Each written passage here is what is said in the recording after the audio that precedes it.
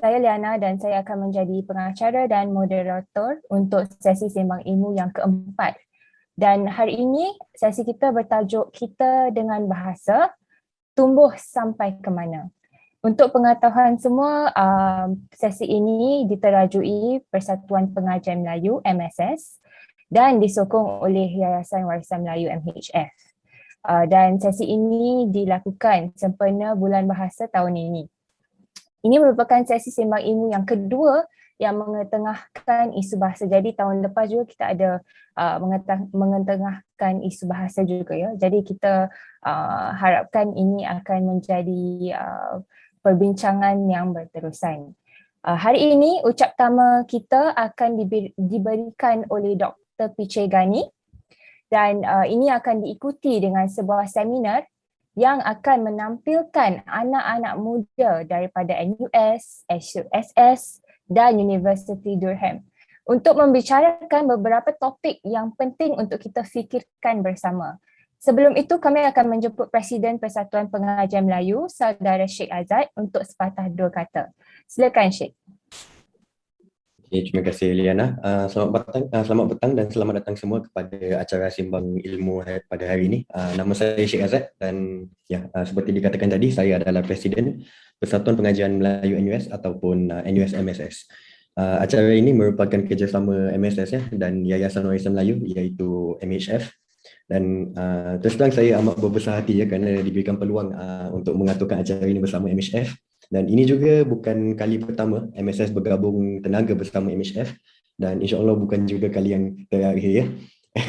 Dan bagi mereka yang mungkin sudah mengikuti acara-acara sembang ilmu yang sebelum ini, mungkin satu trend yang dapat anda perhatikan adalah panelis-panelis bagi acara sembang ilmu selalunya dari golongan belia atau anak-anak muda. Dan keputusan ini diambil dengan sengaja kerana kami mahu lebih ramai belia mengambil langkah untuk berkongsi ilmu dan juga mengambil bahagian dalam acara-acara seperti ini. Jadi siri sembang ilmu ini merupakan salah satu platform di mana para belia boleh mendapat peluang untuk berbuat sedemikian. Jadi itu saja. Dengan itu saya harap sesi hari ini dapat memanfaatkan kami semua yang dapat hadir pada hari ini. Ya, dan itu saja. Terima kasih, Diana. Terima kasih, Sheikh. Okey, jadi tajuk kita hari ini, Kita dengan Bahasa Tumbuh Sampai ke Mana, akan membincangkan isu-isu penting sekitar penggunaan, pembaharuan dan pembangunan bahasa Melayu di Singapura. Seperti yang kita maklum, pentingnya bahasa sebagai wadah komunikasi seringkali kita tekankan. Namun, fungsi bahasa itu termasuk bahasa Melayu kita harus menjangkau fungsi komunikasi sahaja. Bahasa juga terkait rapat dengan jati diri bangsanya, etniknya atau masyarakatnya. Bahasa melahirkan dan menunjukkan kemajuan peradaban bangsanya. Dan ini tergantung kepada betapa hidupnya dan vitalnya sesebuah bahasa itu.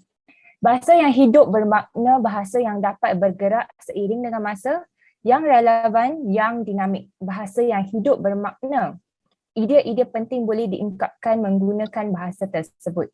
Jadi adalah niat kita hari ini untuk membincangkan sejauh mana bahasa Melayu kita hidup di Singapura dan apakah perkara-perkara yang harus kita peka apabila membicarakan tentang isu penggunaan, pembaharuan dan pembangunan bahasa Melayu di Singapura. Kini kita akan membuka tirai simbang ilmu kita dengan ucap tama yang akan disampaikan oleh Dr. Piche Gani. Seperti yang kita tahu, Dr. Piche Gani kita merupakan seorang yang dikenali di Singapura sebagai seorang yang amat aktif dalam isu bahasa dalam masyarakat. Beliau mendapat PhD dalam jurusan linguistik dari Universiti Malaya dan masih lagi giat membuat kajian tentang bahasa Melayu dan hubungannya dengan masyarakat di sini dan juga Nusantara. Selain itu, Dr. Piche Gani juga seorang penerima Anugerah Guru Arif Budiman pada tahun 2017. Jadi tanpa berlengah lagi, kita akan menjemput Dr. Piche untuk memberikan ucap tamanya yang bertajuk Keberdayaan Bahasa Melayu. Silakan Dr. Piche. Ya, terima kasih Liana. Terima kasih semua kerana khususnya pihak MSS dan MHS kerana sudi mengundang saya untuk pembuka wacana ya. InsyaAllah saya akan cuba untuk berkongsi seberapa yang termampu ya. berkaitan dengan isu yang akan dibincang dan dikupas oleh teman-teman anak-anak muda yang insya-Allah akan juga meneruskan perjuangan pembangunan bahasa Melayu khususnya di Singapura dan di Nusantara. Jadi bila saya lihat tajuk-tajuk yang akan dikupas itu, saya dapat rangkumkannya sebagai tentang vitality, iaitu dalam bahasa Melayu adalah keberdayaan bahasa Melayu itu sendiri. Ya. Jadi saya akan teruskan dengan konsepnya sedikit supaya kita lihat kenapa penting kebudayaan ini. Kalau kita maklum, kita lihat ya, Singapura digolongkan dalam kawasan tradisional dan kawasan induk bahasa Melayu. Ya. Ini digolongkan sendiri oleh Profesor Asmaji Umar yang menganggap Singapura tidak terkeluar daripada kawasan tersebut.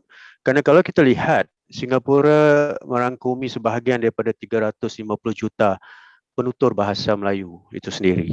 Right?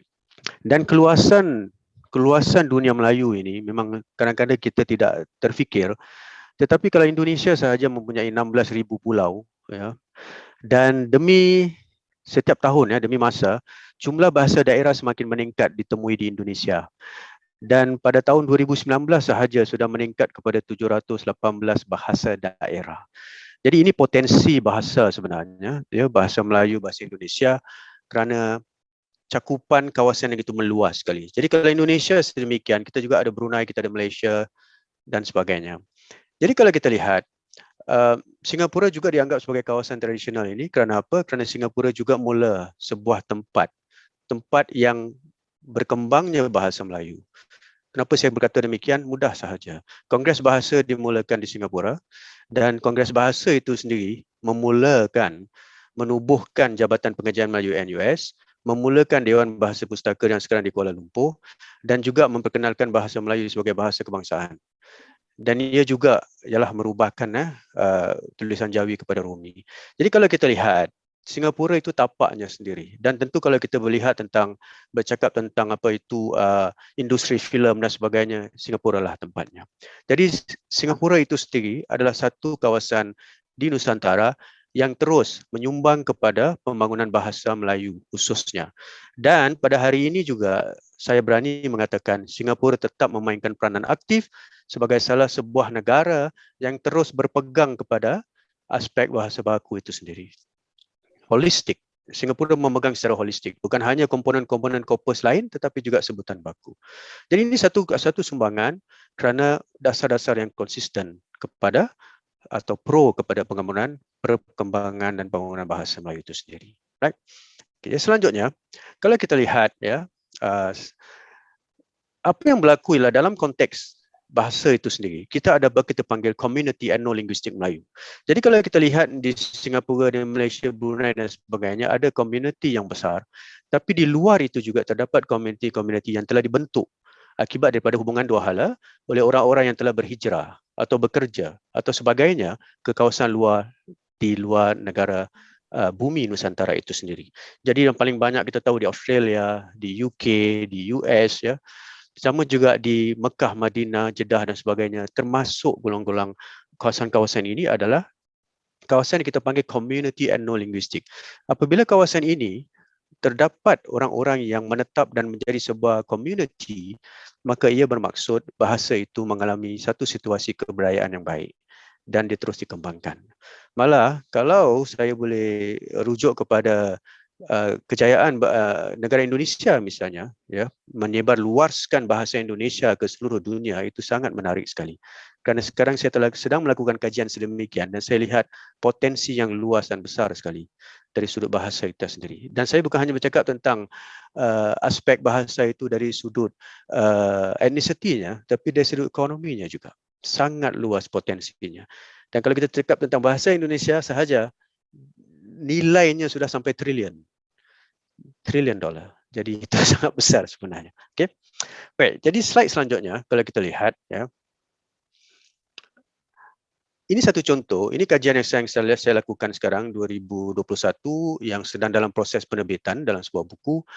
Apa yang berlaku ialah saya melihat bagaimana kebudayaan negara-negara di Nusantara ini supaya kita dapat tahu kedudukan bahasa Melayu di Nusantara setakat ini.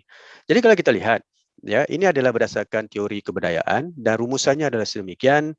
Ini adalah dari segi kajian sosiologi, iaitu impressionistik. Ya, kita lihat dari sudut status, demografi, sokong institusi dan geografinya, kita dapat lihat bahawasanya secara keseluruhan skornya ialah 2.625/3. Ya, maknanya daripada 3 poin dia dapat 2.6, itu sangat baik sekali, ya. Walaupun kita lihat yang paling rendah ialah Singapura, ya, hanya 1.75%, namun demikian kerana di kawasan-kawasan lain itu masih kuat dan kukuh, maka ia secara tidak langsung mengukuhkan lagi keseluruhan kedudukan bahasa Melayu itu sendiri di kawasan Nusantara. Right? Jadi ini hanyalah satu yang bersifat impressionistik. Bermakna ia tidak boleh berdiri sendiri saja. Betulkah dapatan ini? Jadi kita lihatlah juga dari aspek psikologinya. Slide selanjutnya akan menunjukkan bahawasanya benarkah apakah tanggapan masyarakat Melayu, penutur Melayu di Singapura terhadap bahasa Melayu dan bahasa Indonesia. Bahasa Inggeris, ya. Jadi satu perbandingan dilakukan, dan kalau kita lihat bahasa Melayu di atas berbanding dengan bahasa Inggeris. Ini sangat menarik, ya. Kerana ini berdasarkan lebih kurang 2,000 responden yang dibuat kajian itu, dan saya dapati yang mereka masih mempunyai tanggapan yang kukuh terhadap bahasa Melayu dari sudut penggunaan, keutamaan, ya, dan kefasihan.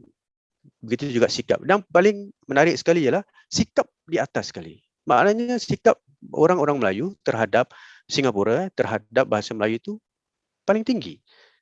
Mereka mempunyai sikap yang positif, ya. Tapi saya akan jelaskan nanti situasinya. Slide selanjutnya, ya, ialah Indonesia, ya. Di Indonesia pula menarik sekali, ya. Kita kalau lihat bahasa daerah Indonesia lebih kuat daripada bahasa nasional Indonesia itu sendiri. Ya, orang lebih mengutamakan bahasa daerah dan bahasa asing berbanding dengan bahasa Indonesia. Ya, namun demikian bahasa Indonesia tetap berkembang maju dan mereka terus digunakan kerana dasar Bhinneka Ika Tunggal itu, ya, iaitu Sumpah Pemuda, ya, yang menekankan Pancasila.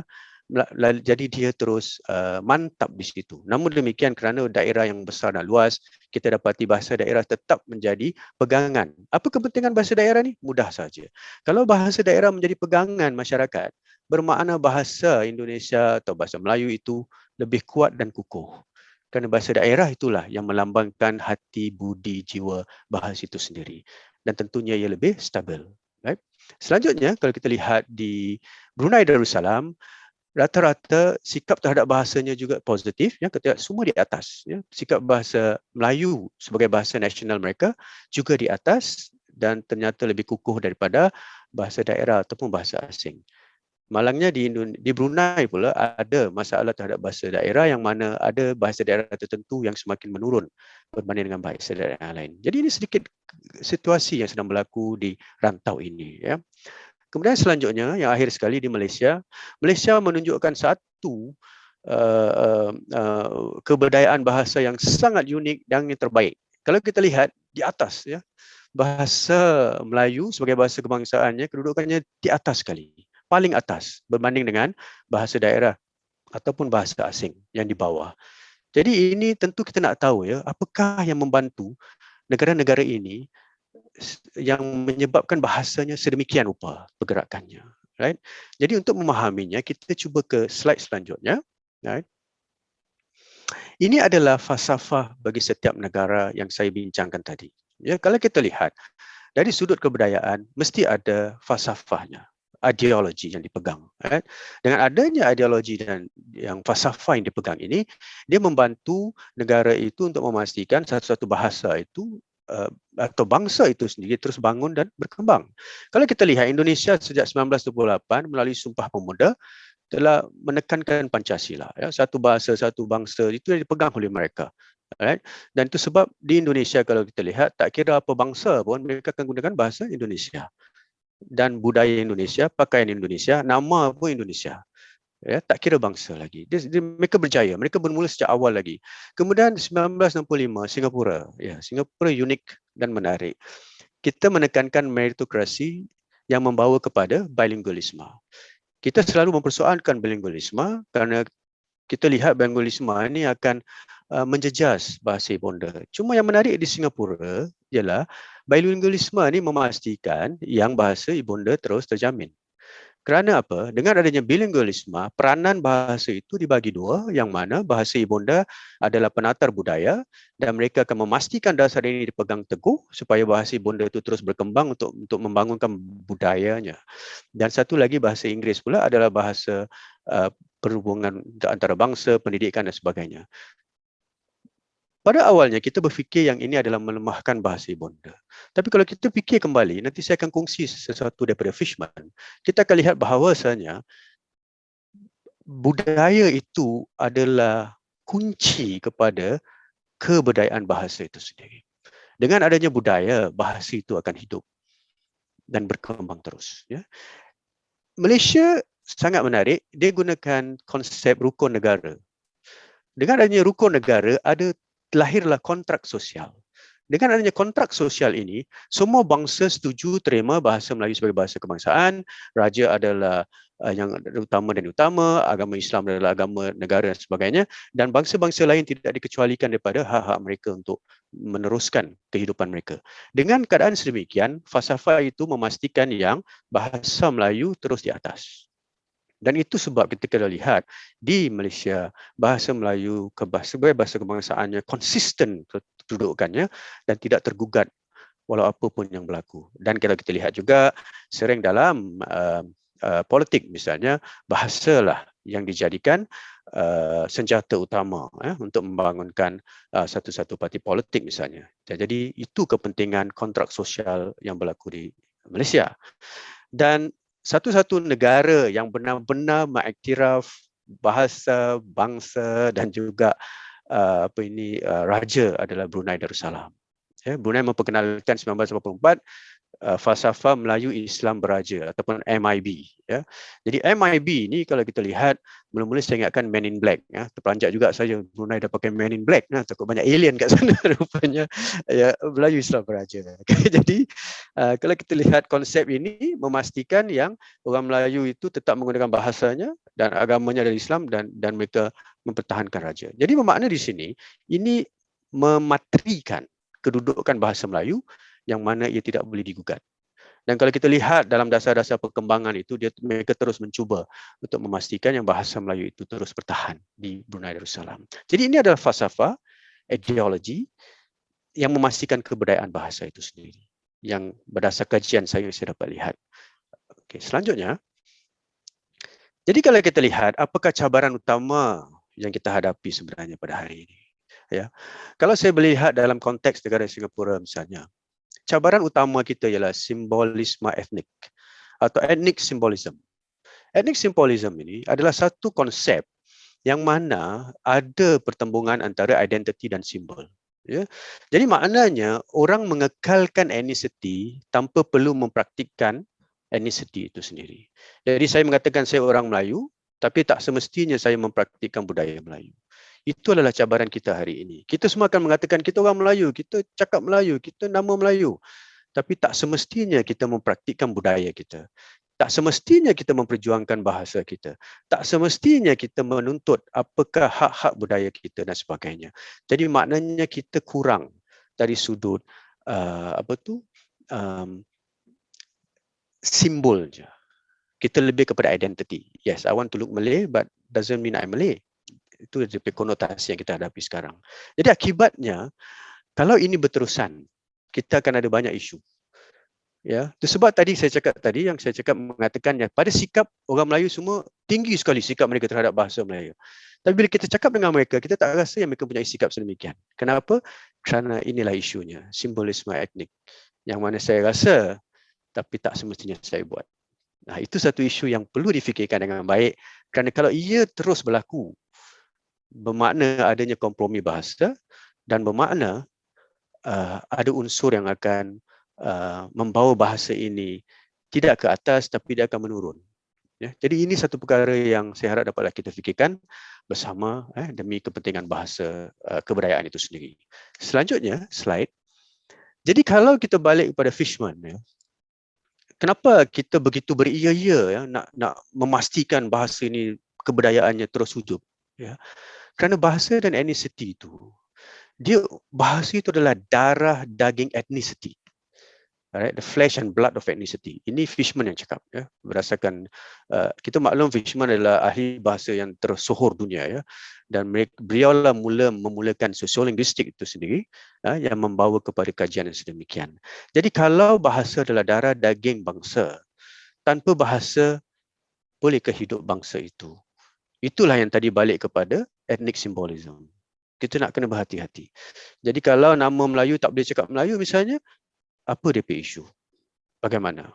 Boleh tak kalau tak cakap Melayu kita praktikkan budaya Melayu? Boleh ke tidak? Cuba kita fikirkan. Ya, kalau saya kasih contoh, ya, apabila Singapura memperkenalkan bahasa Mandarin misalnya, kan, bahasa Mandarin maknanya bahasa-bahasa lain dari sudut dialek-dialek lain tidak lagi digunakan. Right? Jadi apabila dialek lain tidak lagi digunakan, maknanya kita menggunakan bahasa Mandarin. Ya, cuma masalahnya bahasa Mandarin itu bukanlah bahasa ibunda di Singapura ketika itu. Ya, namun demikian diteruskan. Jadi akhirnya mereka boleh bercakap dalam bahasa Mandarin, tapi adakah jiwa mereka jiwa Mandarin? Adakah jiwa mereka itu dapat mempraktikkan budaya Mandarin itu sendiri? Cuba kita fikirkan kesannya pada hari ini setelah berpuluh tahun, bagaimana keadaan masyarakat Cina misalnya. Alright. Dan kalau kita lihat pula bagaimana masyarakat peranakan yang semakin berkembang, semakin membangun di Singapura, bagaimana perjuangan mereka itu? Kerana mereka sudah mula sedar adanya kesamaan antara bahasa dan etnisiti, dan kita lihat dulu orang peranakan di Singapura tidak begitu jelas ketara, tapi sekarang lebih ketara, mereka mempunyai museum dan sebagainya kerana mereka ingin menghidupkan kembali etnisiti mereka melalui bahasa yang mereka gunakan. Ya. Dan akhir sekali, kalau saya lihat slide terakhir ini, ya, sekadar berkongsi, ini sangat indah sekali, ya. Kebetulan dalam bacaan saya ni, apa yang ditulis oleh Fishman, language is acquired with the mother's milk and it shapes the mind and mental processes. Kerana bahasa itu daripada ibu kita sendiri, kan?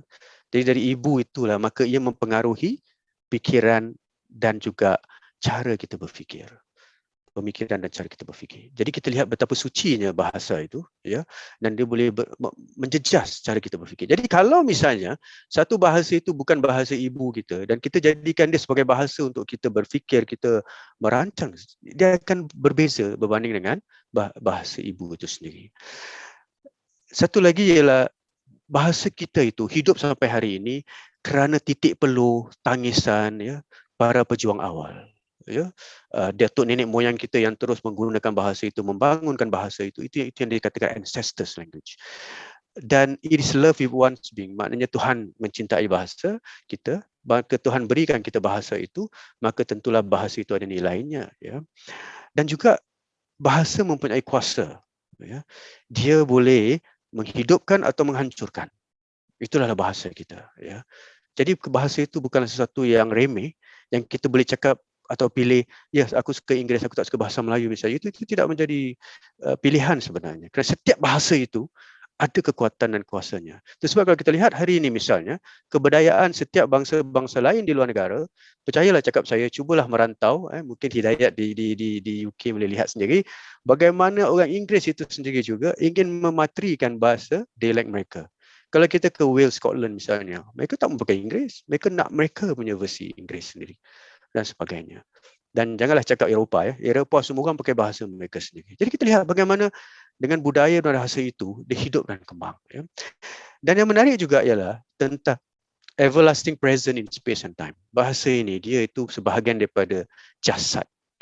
Jadi Fishman tidak melihat bahasa itu hanya sebagai satu roh, tapi juga sebahagian dari jasad, ya. Corporeal reality yang dapat dilihat, ya, dapat dirasa, dapat disentuh. Itu kekuatan bahasa itu sendiri. Dan akhir sekali ialah language is the flesh of the flesh and blood of the blood. Jadi kita lihat Fishman ni begitu semangat terhadap bahasa terlalu kuat sampai dia cuba menunjukkan, ya, tanpa bahasa kita tak ada apa sebenarnya, ya. Itu sebab digunakan summum bonum. Summum bonum ini ialah sesuatu yang suci, yang tinggi, yang diperlukan dalam etika kehidupan. Tanpanya, hidupan ini tidak ada nilai. Jadi, itu sebab well worth living and dying for. Jadi maknanya kita bahasa ni sesuatu yang harus diperjuangkan, ya, hidup-hidup sampai mati pun harus diperjuangkan. Itu adalah berdasarkan tokoh besar ini, ya, yang saya kongsi. Kebetulan Profesor Asma juga pernah bekerjasama dengan Fishman dalam beberapa projek di Amerika Syarikat ketika itu, dan kita dapat lihat yang tokoh-tokoh besar ini mereka mempunyai semangat yang sama terhadap bahasa. Prof Asma sendiri adalah seorang pejuang bahasa yang begitu tinggi perjuangannya, sampai hari ini pun beliau masih melakukan kajian. Bayangkan pada usia yang begitu muda sekali, ya. Kerana semangat beliau tu masih muda. Jadi apa yang saya nak katakan di sini, ini adalah mengenai kebudayaan bahasa kita. Saya kongsi kebudayaan bahasa ini kerana terlalu banyak yang harus kita fikirkan, yang terlalu banyak yang akan kita hilang jika kita tidak dapat menguasai bahasa kita, jika kita tidak dapat memastikan ia terus hidup sebagai sebuah bahasa yang segar dan terus digunakan. Jadi itulah ucapan saya pada hari ini. Semoga ia dapat dimanfaatkan, insya-Allah. Assalamualaikum warahmatullahi wabarakatuh. Waalaikumsalam Dr. Piche, terima kasih sekali atas perkongsian Dr. Piche. Jadi kita sudah lihat daripada pembentangan dan kajian Dr. Piche, menarik kerana beliau menggunakan pelbagai perspektif, ya, termasuk sosiologi, psikologi dan bukan sahaja aspek-aspek linguistik. Dan ini mengingatkan kita apabila kita berbincang tentang aspek-aspek budaya Melayu, termasuklah bahasa kita juga aspek budaya. Kita tidak boleh bincangkan hal ini tanpa melihat lingkungannya. Ya, selalu kita tak boleh membincangkan budaya, aspek budaya terpisah daripada lingkungannya, ya. Jadi nanti selepas ini kita akan ada 4 anak-anak muda dan mereka akan insya-Allah menyambung perkara-perkara yang Dr. Piche sudah angkat tadi. Jadi tema-tema besar tentang soal-soal bahasa, rakan-rakan kita nanti akan cuba untuk membincangkan isu-isu bahasa Melayu di dalam konteks Singapura hari ini. Jadi more specific on Singapore, ya. Okey, jadi sekarang kita akan menjemput saudara Mikael, iaitu seorang mahasiswa NUS tahun kedua dalam jurusan pengurusan projek dan kemudahan. Beliau seorang ahli kelana pantun temasek, sebuah inisiatif beliau untuk menghidupkan tradisi pantun di Singapura. Tajuk penyampaiannya hari ini adalah Intipati Bahasa dalam Negara. Kemanakah arah kemodenan kita? Jadi sekarang kita menjemput Mikael, dan untuk penonton-penonton kita, jika ada soalan, anda boleh typekan di ruang komen di Facebook ataupun di sini di Zoom, anda boleh typekan soalannya dan nanti kita akan berikan soalan-soalan di akhir perbentangan nanti, ya. Okey, jadi sekarang Mikael, silakan. Terima kasih. Ya, terima kasih Liana. Terima kasih juga kepada Dr. Piche. Saya amat kagum dengan slide terakhir Doktor, dan saya rasa bahawa perkongsian Doktor tadi amat menganjalkan minda kita semua, ya. Jadi selamat sejahtera sekali lagi.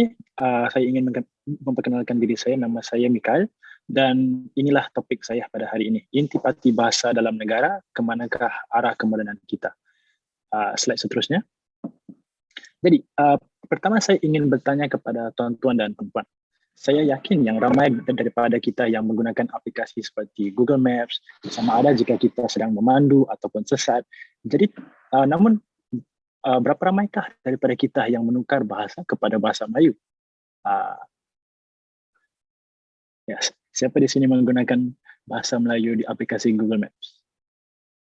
Tidak mengapa, kerana tiada jawapan yang tepat ataupun salah, kerana saya juga terlibat dalam golongan yang menggunakan bahasa Inggeris waktu menggunakan aplikasi ini. Dan perkara ini ternyata berlaku untuk hampir setiap aktiviti seharian kita, kerana kita lebih cenderung kepada bahasa Inggeris yang dianggap lebih mudah difahami berbanding bahasa ibunda. Dan mungkin kita akan nyatakan bahawa bahasa Inggeris merupakan bahasa perbualan utama dalam kehidupan seharian kita, justru menjadi lumrah kecenderungan kita. Jadi bagaimanakah harus kita kekalkan bahasa ibunda di dalam kegiatan seharian kita di dalam arus kemodenan? Slide seterusnya. Jadi dengan ini saya ingin menekankan tentang kepentingan bahasa baku. Kemanakah arahnya? Di era saat ini di mana ramai di antara kita termasuk saya dan para mahasiswa ataupun pelajar yang terkadang suka lalai dalam berbahasa, amat penting bagi kita memperhatikan gaya bahasa kita saat berkomunikasi dengan orang lain. Dan kita harus memahami dengan siapa yang kita berbicara. Slide seterusnya. Jadi menurut Puan Asma Haji Umar, soal menegakkan bahasa baku bagi sesuatu masyarakat pengguna bahasa adalah satu perkara yang lazim dilakukan, khususnya dalam menentukan satu model atau tolok bagi ahli masyarakat untuk menggunakan bahasa yang dianggap baik. Pentingnya, sesuatu bentuk bahasa yang dianggap standar itu lebih dirasakan apabila bahasa tersebut sudah merupakan bahasa rasmi dalam berbagai-bagai bidang kehidupan manusia, khususnya bidang pentadbir. Slide seterusnya. Menurut Tuan Muhammad Arif juga, beliau mengatakan bagaimana orang Singapura akan bertutur dengan dua wajah bahasa yang berbeza, yaitu bahasa formal dan bahasa tidak formal. Dan jika kita melihat seperti sidang seperti ini, di mana kita mempunyai kesempatan untuk berbahasa dalam bahasa baku, dan jika kita juga melihat seperti sidang di dalam bilik darjah ataupun di sekolah, kita menggunakan bahasa formal hanya di tempat ini. Tetapi apakah yang terjadi kepada mereka yang tidak diberikan kesempatan untuk berada di ruang-ruang ini? Ataupun apakah yang akan terjadi kepada mereka yang sudah lagi tidak terdedah kepada perbualan bahasa formal setelah mereka tinggalkan sekolah menengah? Kerana setelah sekolah menengah, mereka tidak lagi berada di dalam co-curricular yang memungkinkan mereka untuk berbahasa Melayu yang formal. Ya, slide seterusnya. Jadi inilah etika berbahasa ala milenial, kesopanan ataupun ketepatan. Yang mana satu harus kita mengutamakan. Slide seterusnya. Jadi menurut Tuan Alice Jabahana mempunyai perspektif bahawa kemodenan sesuatu masyarakat itu bermaksud memodernkan kebudayaan untuk kemajuan ilmu, teknologi dan ekonomi dunia moden. Kepentingan penyesuaian itu adalah tidak memahami mengapa atau bilakah harus menggunakan bahasa baku, dan tanpa pengertian yang tepat, usaha kata penggunaan layak dan tanpa pengertian yang tepat, usaha kata penggunaanlah pupuskah identiti bahasa baku. Slide seterusnya. Dan menurut Tuan Rustam Abdul Sani, masalah bahasa Melayu sebenarnya krisis intelektual. Masalah yang kita hadapi sekarang ialah masalah transformasi budaya dan masyarakat yang lebih luas. Bukan sekadar masalah mentransformasi bahasa. Dengan ini kita dapat melihat bagaimana slide seterusnya. Konsep language engineering, iaitu pinjam kata, merupakan satu subproses daripada proses yang lebih besar. Dan ini dikenal pasti sebagai proses intelektual. Dalam konteks memasuki abad ke-21 ini, ia berarti mentransformasikan budaya, pemikiran dan segala yang ada hubungan dengan kehidupan bermasyarakat orang Melayu bersama kaum-kaum yang lain juga. Dan penyeragaman bahasa penting jika kita melihat di konteks Singapura, di mana mutu perbualan utama merupakan bahasa Inggeris. Kita seringkali menggunakan bahasa perbualan Singlish, di mana perkataan-perkataan English dan Melayu digabung atau dipinjam. Dan ini menjadi cabar bagi bidang akademik kerana pemahaman bahasa itu sudah terlari ataupun diabaikan. Slide seterusnya. Jadi saya juga terbaca satu artikel tentang masalah terjemahan bahasa. Dengan adanya mutu terjemahan seperti ini, ia menggalakkan para pelajar untuk berfikir dalam bahasa Inggeris dan bukannya bahasa Melayu. Dan perkara ini secara tidak langsung mempengaruhi cara pemikiran mereka. Dan perkara ini memang lali dalam sesetengah kehidupan kita dan ada di kalangan mungkin akan terasa janggal sewaktu berbicara dalam bahasa. Jadi, adakah ini arah tuju kemodenan bahasa Melayu di Singapura, di mana peribahasa menjadi satu cabaran bagi anak Melayu kita? Seterusnya. Ya, jadi saya harap GIF-nya dapat dilihat ya. Okey, baik. Jadi contoh yang anda lihat di slide ini menunjukkan bagaimana artikel yang bahasa yang berasal daripada berita harian yang berbahasa Melayu diterjemah kepada bahasa Inggeris. Dan namun ia mungkin efektif kerana secara efektif, namun secara tidak langsung ia mengalu-alukan bagaimana bahasa Melayu itu payah difahami kerana bahasa Inggeris lebih mudah dibaca. Dan bagaimanakah harus kita mengatasi cabaran ini, kerana anak muda tidak lagi dapat memahami bahasa Melayu secara dasar, secara unsur, tetapi mereka lebih cenderung kepada bahasa Inggeris dengan adanya mutu penterjemahan seperti ini. Slide seterusnya. Jadi akhirnya menurut Dr. Azhar Ibrahim, dengan lain perkataan kemajuan sesuatu masyarakat bergantung tentunya selain faktor utama yang lain kepada kemajuan bahasa masyarakat yang memungkinkan segala bentuk konsep intelektual yang dituangkan kepada perancangan, pemahaman dan tindakan. Jadi masyarakat perlu dipandu dengan sumber ilmu yang sahih, khususnya sejarah. Kerana bahasa Melayu telah melalui perubahan besar dari pelbagai sudut. Pertama, prestijnya termaklum apabila ianya diangkat menjadi bahasa kebangsaan Malaysia dan Singapura serta digunakan dalam sistem pendidikan dari peringkat bawah hingga ke paling atas. Jadi, slide seterusnya. Akhir sekali, peranan intelektual serta sokongan segenap lapisan masyarakat untuk bekerjasama meraihkan, menganjurkan serta melibatkan diri dalam penggunaan bahasa amat penting kerana dalam tantangan intelektual selama kita dalam menangani cabaran-cabaran, kita harus memastikan bahawa bahasa dan kesusastraan kita tidak pupus dalam arus kemodenan. Oleh itu, saya ingin mengakhiri presentasi saya. Terima kasih. Terima kasih Mikail kerana mengetengahkan soalan-soalan yang penting untuk kita fikirkan bersama.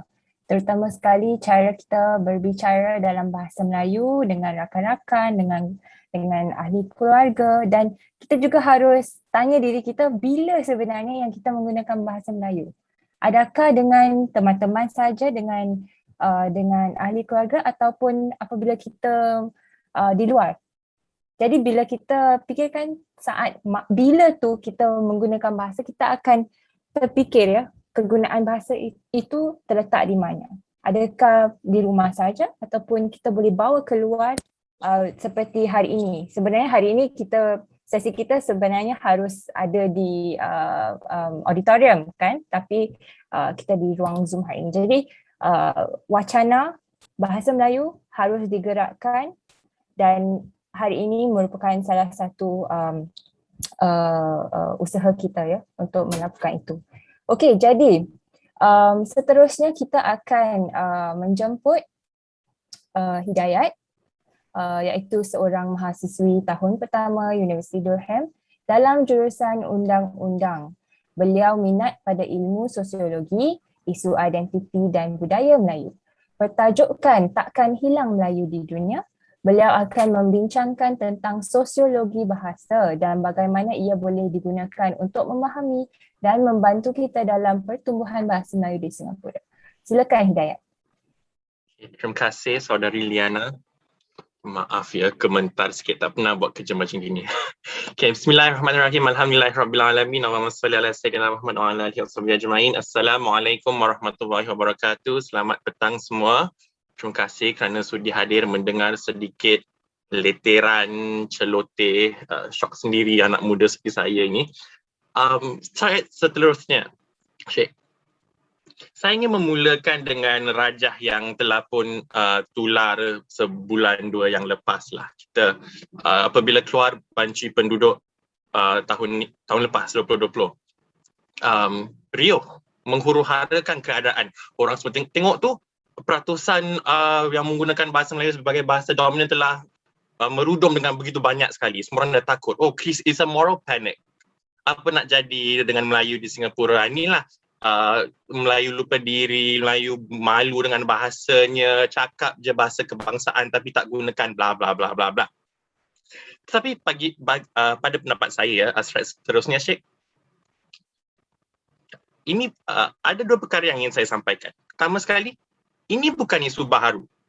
Sejak seawal 1990-an, iaitu lebih kurang 3 dekad yang lalu, para cendekiawan kita telah pun mula menulis mengenai cabaran-cabaran yang menghadapi masyarakat kita dalam penggunaan bahasa Melayu. Kalau kita lihat secara sejarahnya, laporan Goh keluar pada 1978. Ianya menetapkan bahasa Inggeris sebagai bahasa utama dalam pendidikan. Pada sedikit kemudian, tahun 88, sekolah-sekolah Melayu seperti Sekolah Menengah Senglau Utama, Sekolah Tun Sri Lanang ditutup. kerana fokusnya adalah Inggeris sebagai bahasa utama. Maka sejak dulu lagi dah mula kerisauan, kegusaran terhadap masa depan bahasa kita. Sehingga kan bulan bahasa yang kita ni sedang merayakan, diadakan pada penghujung 80-an kerana untuk dengan niat melestarikan bahasa. So itu isu pertama. Ini bukan perkara yang baru. Jangan nak tergopoh-gapah. Isu kedua, Sheikh, saya ingin mengetengahkan perangkaan yang saya rasa lebih bermakna ya daripada perangkaan yang awal tadi. Kerana perangkaan awal tadi fokusnya adalah penggunaan bahasa yang dominan di rumah. Pada pendapat saya, ini bukan kaedah yang munasabah. Kita fikirkan saja dalam kehidupan kita seharian seperti yang telah dibentangkan Mikhail tadi.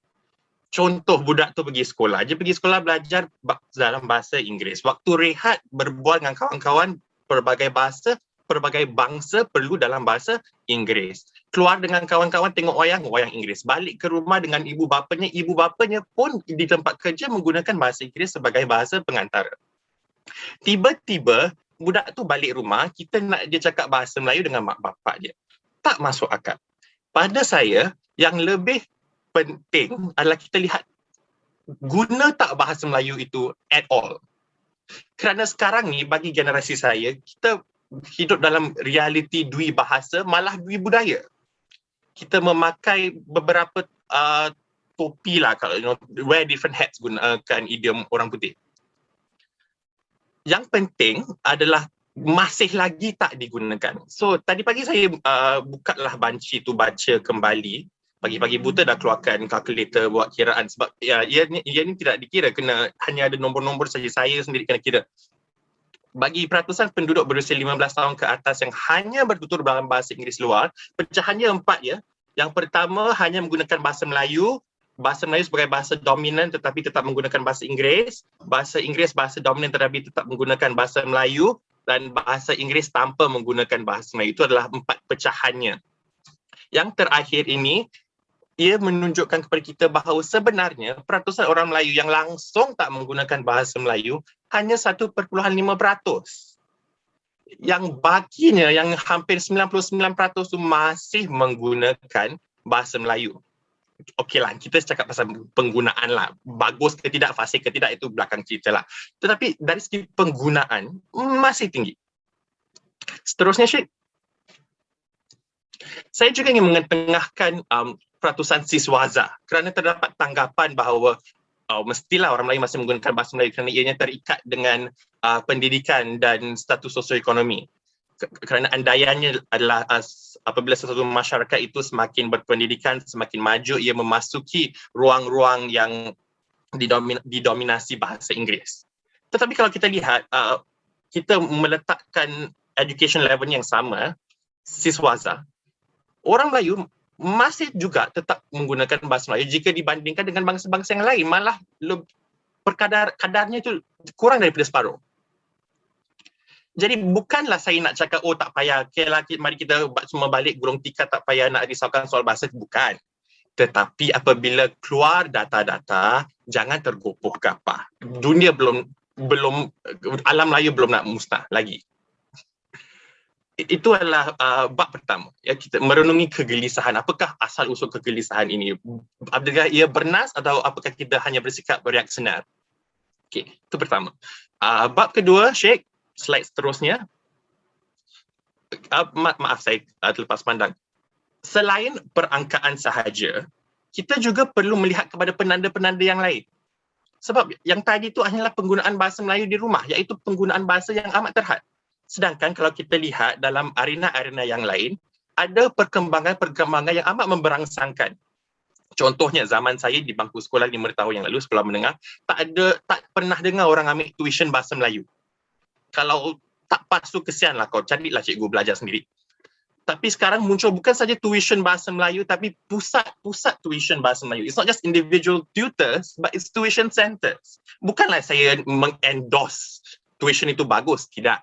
Tetapi ia menunjukkan hasrat orang Melayu untuk mempelajari bahasa Melayu itu masih ada.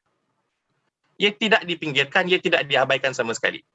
kita lihat juga dengan perkembangan media muncul Spotify, YouTube, TikTok, bahan-bahan media dalam bahasa Melayu tempatan lebih berbilang dan lebih beragam. Sekarang kita dah bukan saja berita harian tapi ada berita Mediacorp. Kita ada podcast contohnya, Okay Let's Go tu semua yang sejak beberapa tahun yang lalu pernah ada isu. Itu semua menggunakan bahasa Melayu. Ianya masih digunakan malah dalam beberapa hari ini terus berkembang. Dan kalau kita lihat lanskap penggiat bahasa yang kian mekar dan muda juga, tak termasuk saya lah, tetapi rakan-rakan yang jauh lebih berpengalaman yang lain, mereka banyak inisiatif-inisiatif yang dijalankan sama ada bersama organisasi maupun perseorangan. Kita tahu ada rakan-rakan yang membuat Instagram contohnya, berkongsi tentang alam Melayu, kesenian Melayu dan sebagainya. Itu bab pertama. Bab seterusnya, Syed. Okay. Kita dah merenungi sedikit sebanyak kegelisahan yang terhadap bahasa. Sekarang saya nak faham, kita ni sebenarnya apa ni? Kita cakap pasal guna bahasa, apa yang kita nak? Dan tadi Dr. Piche telah menyentuhnya, saudari Liana juga ada menyentuhnya. Dan bagi saya copy paste saja ya, the entire extract sebab saya rasa tulisannya amat indah. Tetapi yang sebenarnya saya nak hanyalah perkataan yang merah itu. Language as communication and as culture. Kerana ini menunjukkan dua paksi utama dalam penggunaan bahasa. Yang pertama adalah penggunaan bahasa sebagai secara pragmatik, iaitu hanya sebagai wahana berkomunikasi. Dan yang satu adalah bahasa sebagai cultural ballast, benteng kebudayaan. Dan apa yang diungkapkan Ngugi ini seiras dengan apa yang pernah diungkapkan Wittgenstein mengenai bahasa itu terpecah kepada bahasa harian dan bahasa falsafah. Seterusnya, Syed. Dan idea ini juga muncul seperti yang Dr. Piche katakan tadi, apabila pemikir-pemikir besar berfikir mereka begitu bersemangat dalam soal bahasa sehingga kan idea pun tak lari sangatlah dalam kelompok yang sama. Cikgu Suratman Markasan pernah menulis mengenai bahasa baku dan sekali lagi dia mengatakan mengenai dua paksi utama ini. Pada suatu sudut perlu bahasa yang dinamis, yang dapat memenuhi keperluan kehidupan dan juga bahasa yang bertaraf kecendekiawanan yang dapat memikirkan perkara intelektual, ilmiah yang lebih mendalam sebagainya. Jadi apabila kita inginkan bahasa, apabila kita membicarakan mengenai bahasa Melayu, bukan saja setakat guna mak minta duit, ayah nyari masak apa, bukan.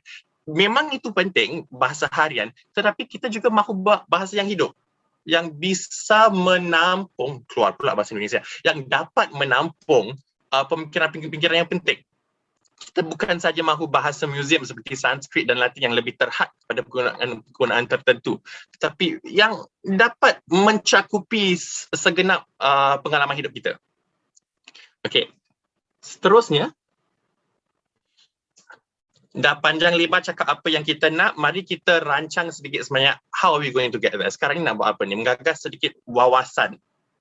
Ada 3 perkara. Pertama, menaik tarafkan bahasa. Saya rasa rakan-rakan panelis yang lain akan menyentuh lebih mendalam mengenai hal ini, tetapi ia mengenai tahap intelektual bahasa kita. Contohnya, tempoh hari saya kalau bagi yang menonton rapat Hari Kebangsaan PM ni, dia menggunakan istilah Chinese privilege. Dan kecoh lah sekali lagi kan huru-hara. Muncul suara-suara mengatakan bahawa sebenarnya apabila beliau menyampaikan ucapannya dalam bahasa Mandarin, penterjemahannya itu tidak ngam. It's not exactly privilege, the nuances are different. So saya pun terfikir, kita dalam bahasa Melayu kita, what's the equivalent? Kalau saya baca berita harian, mereka menggunakan istilah hak istimewa. Tetapi dari segi nuansa, ia sedikit berbeza. Privilege itu sesuatu yang it's soft. Whereas hak istimewa itu lebih berbentuk struktural, undang-undang, dasar-dasar sekalian. Jadi itu satu sudut. Bukanlah setakat kita hanya ingin copy-paste, menciplak secara keseluruhan, wacana Barat mengatakan kita hanya menterjemahkan, bukan. Tetapi kita ingin develop the capacity to talk about it on our own vernacular terms lah kata orang putih. Okay, itu pertama, Lagi dua perkara. Yang kedua, mengubah paradigma bahasa. Ni saya mengadaptasi daripada apa yang dikatakan oleh Joshua Fishman. Dia pernah menulis mengenai standard and dialect. Language must be, ini adalah rumusan saya, language must be taught prescriptively but learned descriptively. Apabila kita ajar anak tu, dia perlu tahu apakah perbezaan antara perkataan antara dan di antara. Kalau dalam kalangan ataupun di kalangan, mana satu yang betul. Isu-isu ini dia perlu belajar dan hayati dengan betul. Tetapi pada masa yang sama, dia perlu ketahui dan sedar bahawa bahasa itu sesuatu yang begitu luas. Tak payahlah tiap-tiap hari cakap, oh goreng pisang, goreng pisang, goreng, makan je lah kalau tak sedap, tak sedap. So, bahasa Melayu ni dia besar. So, kita perlu pendidikan yang begitu jitu namun tetap terbuka. Seterusnya, Syed. Serambi bahasa. Ini saya, maaf ya, saya hampir kehabisan masa. Lagi 2 poin saja. Pertama, serambi bahasa. Pada satu sudut, kita di Singapura ini telah muncul aliran bahasa kita yang tersendiri. Kita menggunakan istilah pelitok. Orang Malaysia pakai topeng muka, orang Indonesia pakai masker. Kita panggil karyawan itu profesional. Kalau karyawan di Malaysia adalah orang-orang yang mengeluarkan karya. Penulis, pelukis. Di Indonesia pula karyawan itu seorang hard laborer. So muncul aliran bahasa Melayu yang tersendiri di Singapura. Dan saya berharap pada masa-masa mendatang kita tidak lagi bergantung kepada Dewan Bahasa sebagai pusat rujukan bahasa kita. Mungkin sedekad, 2 dekad yang lagi, kerana kita mempunyai kemampuan untuk berbuat sedemikian. Pada masa yang sama, taklah kita mengkafirkan, oh kita ini bahasa Melayu Singapura, itu bahasa Malaysia, bahasa kau, bahasa Indonesia. Bukan. Kita mempunyai, again, terbuka, tetapi kita jitu dengan apa yang berada dalam tempat kita sendiri. Yang terakhir, saudara, menggerakkan usaha whole of culture. Orang gunakan whole of government, whole of nation, whole of society. So saya pun nak gunakanlah whole of culture. Kita cakap pasal soal bahasa, ia tidak boleh diceraikan daripada isu-isu yang lain. Kita perlu lihat apakah keadaan sastra kita, apakah keadaan media Melayu kita, keadaan budaya Melayu kita, apakah statusnya. Dan yang terakhir sekali, cultural housekeeping. So dalam pengamatan saya adalah sejak beberapa tahun saya berjinak-jinak dalam bidang ini adalah pihak-pihak yang menceburi bidang pengarkiban. Contohnya saya tahu Som Said dan tariannya, dan juga penterjemahan. Isa Kamani contohnya amat giat dalam mengeksportkan karya-karyanya, dan ini adalah penting.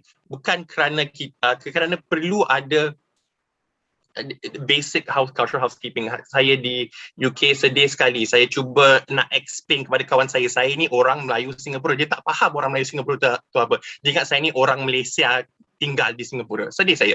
So ini adalah basic practical steps yang perlu diambil dalam terus membangunkan bahasa. Sekian, soalan itu saya lontarkan kembali kepada kita semua. Akankah hilang bahasa Melayu di dunia ini? Sekian. Wassalamualaikum warahmatullahi wabarakatuh. Terima kasih Hidayat. Menarik sekali pembentangan anda, dan saya boleh rumuskanlah isu yang anda kedepankan ialah keterbukaan kita dalam memodenkan bahasa, dalam menggerakkan bahasa, dalam memajukan bahasa. Jadi yang tadi yang Hidayat sentuh tentang panik bahasa, ya, huru-hara, lihat surat khabar, ya, besar sekali. Facebook pun ada, ya. Jadi ini panik bahasa ini kita boleh lihat dalam pelbagai sudut. Satu ialah kita boleh lihat sebagai satu yang digagaskan oleh konservatisme bahasa. Jadi tiba-tiba bila anak-anak kita, rakan-rakan kita, generasi hari ini menggunakan bahasa dalam gaya bahasa yang baru, tiba-tiba ia diterjemahkan, ya, ataupun diinterpretasi sebagai dah tak pakai bahasa Melayu dengan cara betul lagi. Tapi kita harus ingat, kondisi sosial sering berubah. Jadi kita harus faham apa perubahan ini, kenapa, to make sense of the change lah kan, dan jangan mudah untuk kita classify as dah tak guna bahasa lagi ataupun tak guna bahasa dengan betul, ya. Jadi kita harus fahamkanlah. Okey, jadi seterusnya kita ada saudari Syazwani yang akan mengetengahkan tentang sosiolinguistik, ya, topik sosiolinguistik yang tadi Dr. Piche sudah sentuh sedikit tadi. Syazwani merupakan mahasiswi tahun keempat NUS dalam jurusan pengajian MU. Beliau telah pun dilantik sebagai seorang rakan bahasa oleh Majlis Bahasa Melayu Singapura pada tahun 2020. Beliau amat aktif dalam wacana isu-isu masyarakat Melayu di Singapura dan berharap untuk menyumbangkan perspektif yang kritis. Jadi kita boleh lihat tajuk penyampaiannya hari ini ialah keseiringan pertumbuhan kita dengan bahasa ke arah bahasa yang memacu kemajuan masyarakat. Okey, jadi silakan Syazwani. Terima kasih ya saudari Liana. Sebenarnya saudari Liana telah memberi sedikit sekilas ya pembentangan saya. Tetapi tanpa berlengah lagi saya akan terus ke pembentangan saya. Jadi Assalamualaikum para hadirin sekalian dan selamat petang. Jadi pembentangan saya ini akan membicarakan khususnya tentang hubungan masyarakat dengan bahasa itu sendiri ya. Dan tajuk pembentangan saya ini bergema keseiringan pertumbuhan kita dengan bahasa ke arah bahasa yang memacu kemajuan masyarakat. Seterusnya, Saudara Syekh. Ya, jadi ingin saya memulakan pembentangan saya ini dengan kata-kata yang ingin saya tukil daripada Pendeta Zabah yang cukup dikenali sebagai seorang ahli bahasa, sastrawan, ahli falsafah yang telah banyak memberi sumbangan ya kepada kemajuan bangsa.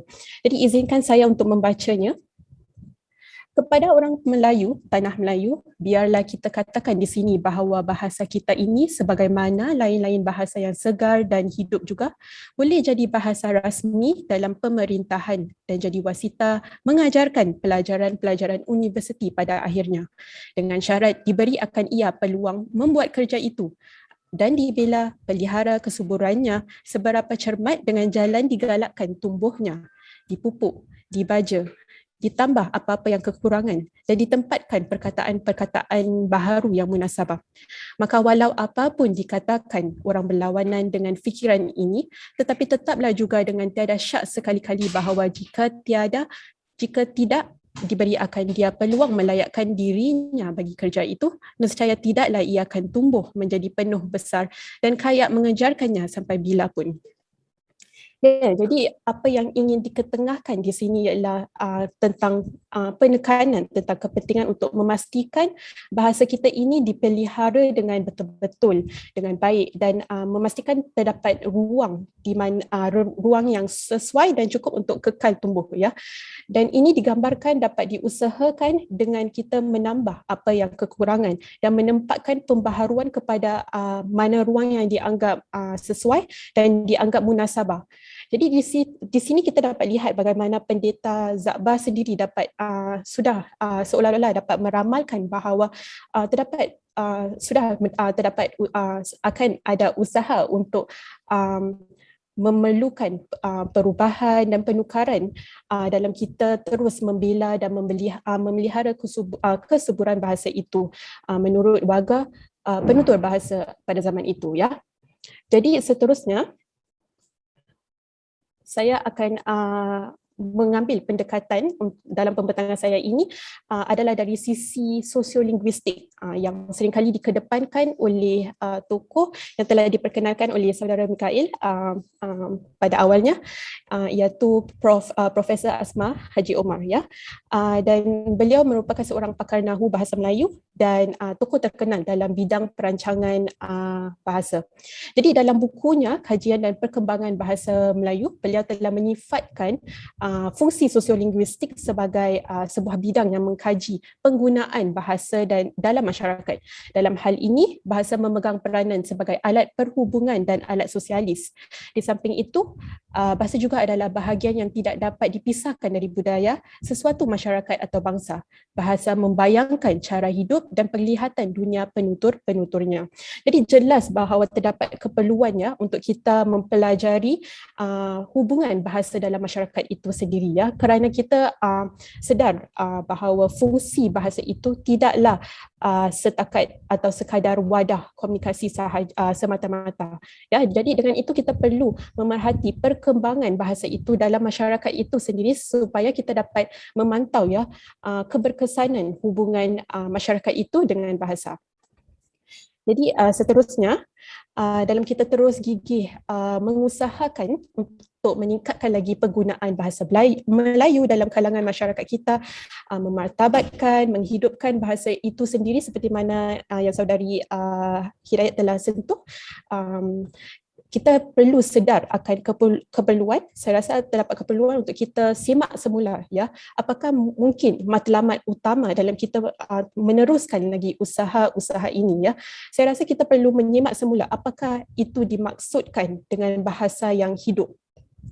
Apakah itu dan juga kita harus mempunyai pemahaman yang lebih menyeluruh dan jelas tentang apakah mungkin kesan-kesan jika kita membiarkan bahasa itu mati, ya. Jadi di sini ingin saya merujuk kepada penakrifan yang pernah diberi oleh Dr. Azhar Ibrahim dalam bukunya Bahasa dan Tantangan Intelektualisme.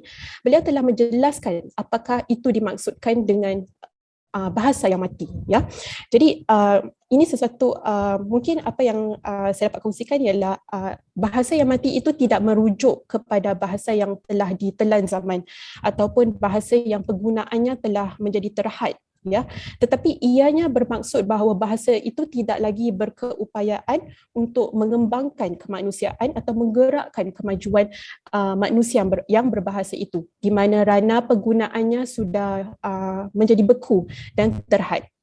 Jadi ini merupakan sesuatu yang kita sebagai warga penutur bahasa Melayu di Singapura harus renung kembali, ya, akan kesan-kesannya sekiranya kita membiarkan mungkin suasana penggunaan bahasa Melayu ini berlanjutan. Jika kita membiarkan penggunaan itu tidak berkesan, ya, dalam lanskap Singapura itu sendiri, ya. Jadi dengan itu saya rasa terdapat kepentingan untuk kita mempunyai pemahaman yang menyeluruh dan jelas tentang maksud apakah usaha menghidupkan bahasa itu, ya. Jadi pertama sekali kita perlu sedar bahawa menghidupkan bahasa itu mempunyai kaitan yang rapat dengan jati diri kepada bangsa atau kelompok yang menggunakannya, ya. Ia bermaksud bahawa penutur bahasa itu perlulah mempunyai sifat, perlulah bangga akan penggunaan bahasa itu dan merasakan bahawa bahasa itu merupakan cerminan wajah peribadi mereka. Yang kedua, apa yang dimaksudkan dengan menghidupkan bahasa, ia boleh merujuk kepada keupayaan bahasa itu untuk mengungkap segala idea dan faham antara masyarakat berbahasa itu dengan jelas dan jitu, ya. Jadi ia bermaksud bahawa bahasa itu haruslah hidup di samping perkembangan yang deras berlaku di dalam sesebuah masyarakat itu, ya. Kita harus melihat atau menggunakan bahasa itu sebaik mungkin sebagai wadah untuk membolehkan atau mengedepankan proses pembaharuannya yang mempunyai rentak yang sesuai dengan kemahuan dan keperluan masyarakat itu sendiri. Yang ketiga ialah keperluan untuk bahasa ini memiliki sifat keanjalan dan ini akan saya sentuh terlebih nanti, ya. Dan terakhir sekali, ya, dalam kita menghidupkan bahasa itu, kita harus memastikan bahawa bahasa itu berfungsi dalam setiap segala laras dan wacana yang harus ada dalam sesebuah masyarakat berbudaya itu, ya. Dan ia tidak hanya terhad kepada sesuatu kelompok tertentu sahaja, ya. Jadi secara tuntasnya bahasa itu perlulah tumbuh seiring dengan perkembangan masyarakat, ya, agar fungsi bahasa itu terus berkesan dan bermakna untuk masyarakat itu sendiri. Kerana hakikatnya tiada sudut kehidupan ini yang tidak terlepas, ya, daripada penggunaan bahasa. Jadi ini membawa kepada persoalannya bagaimana kita dapat memastikan keseiringan dalam pertumbuhan bahasa itu dengan perkembangan masyarakat itu sendiri. Dan di sini saya ada beberapa saranan.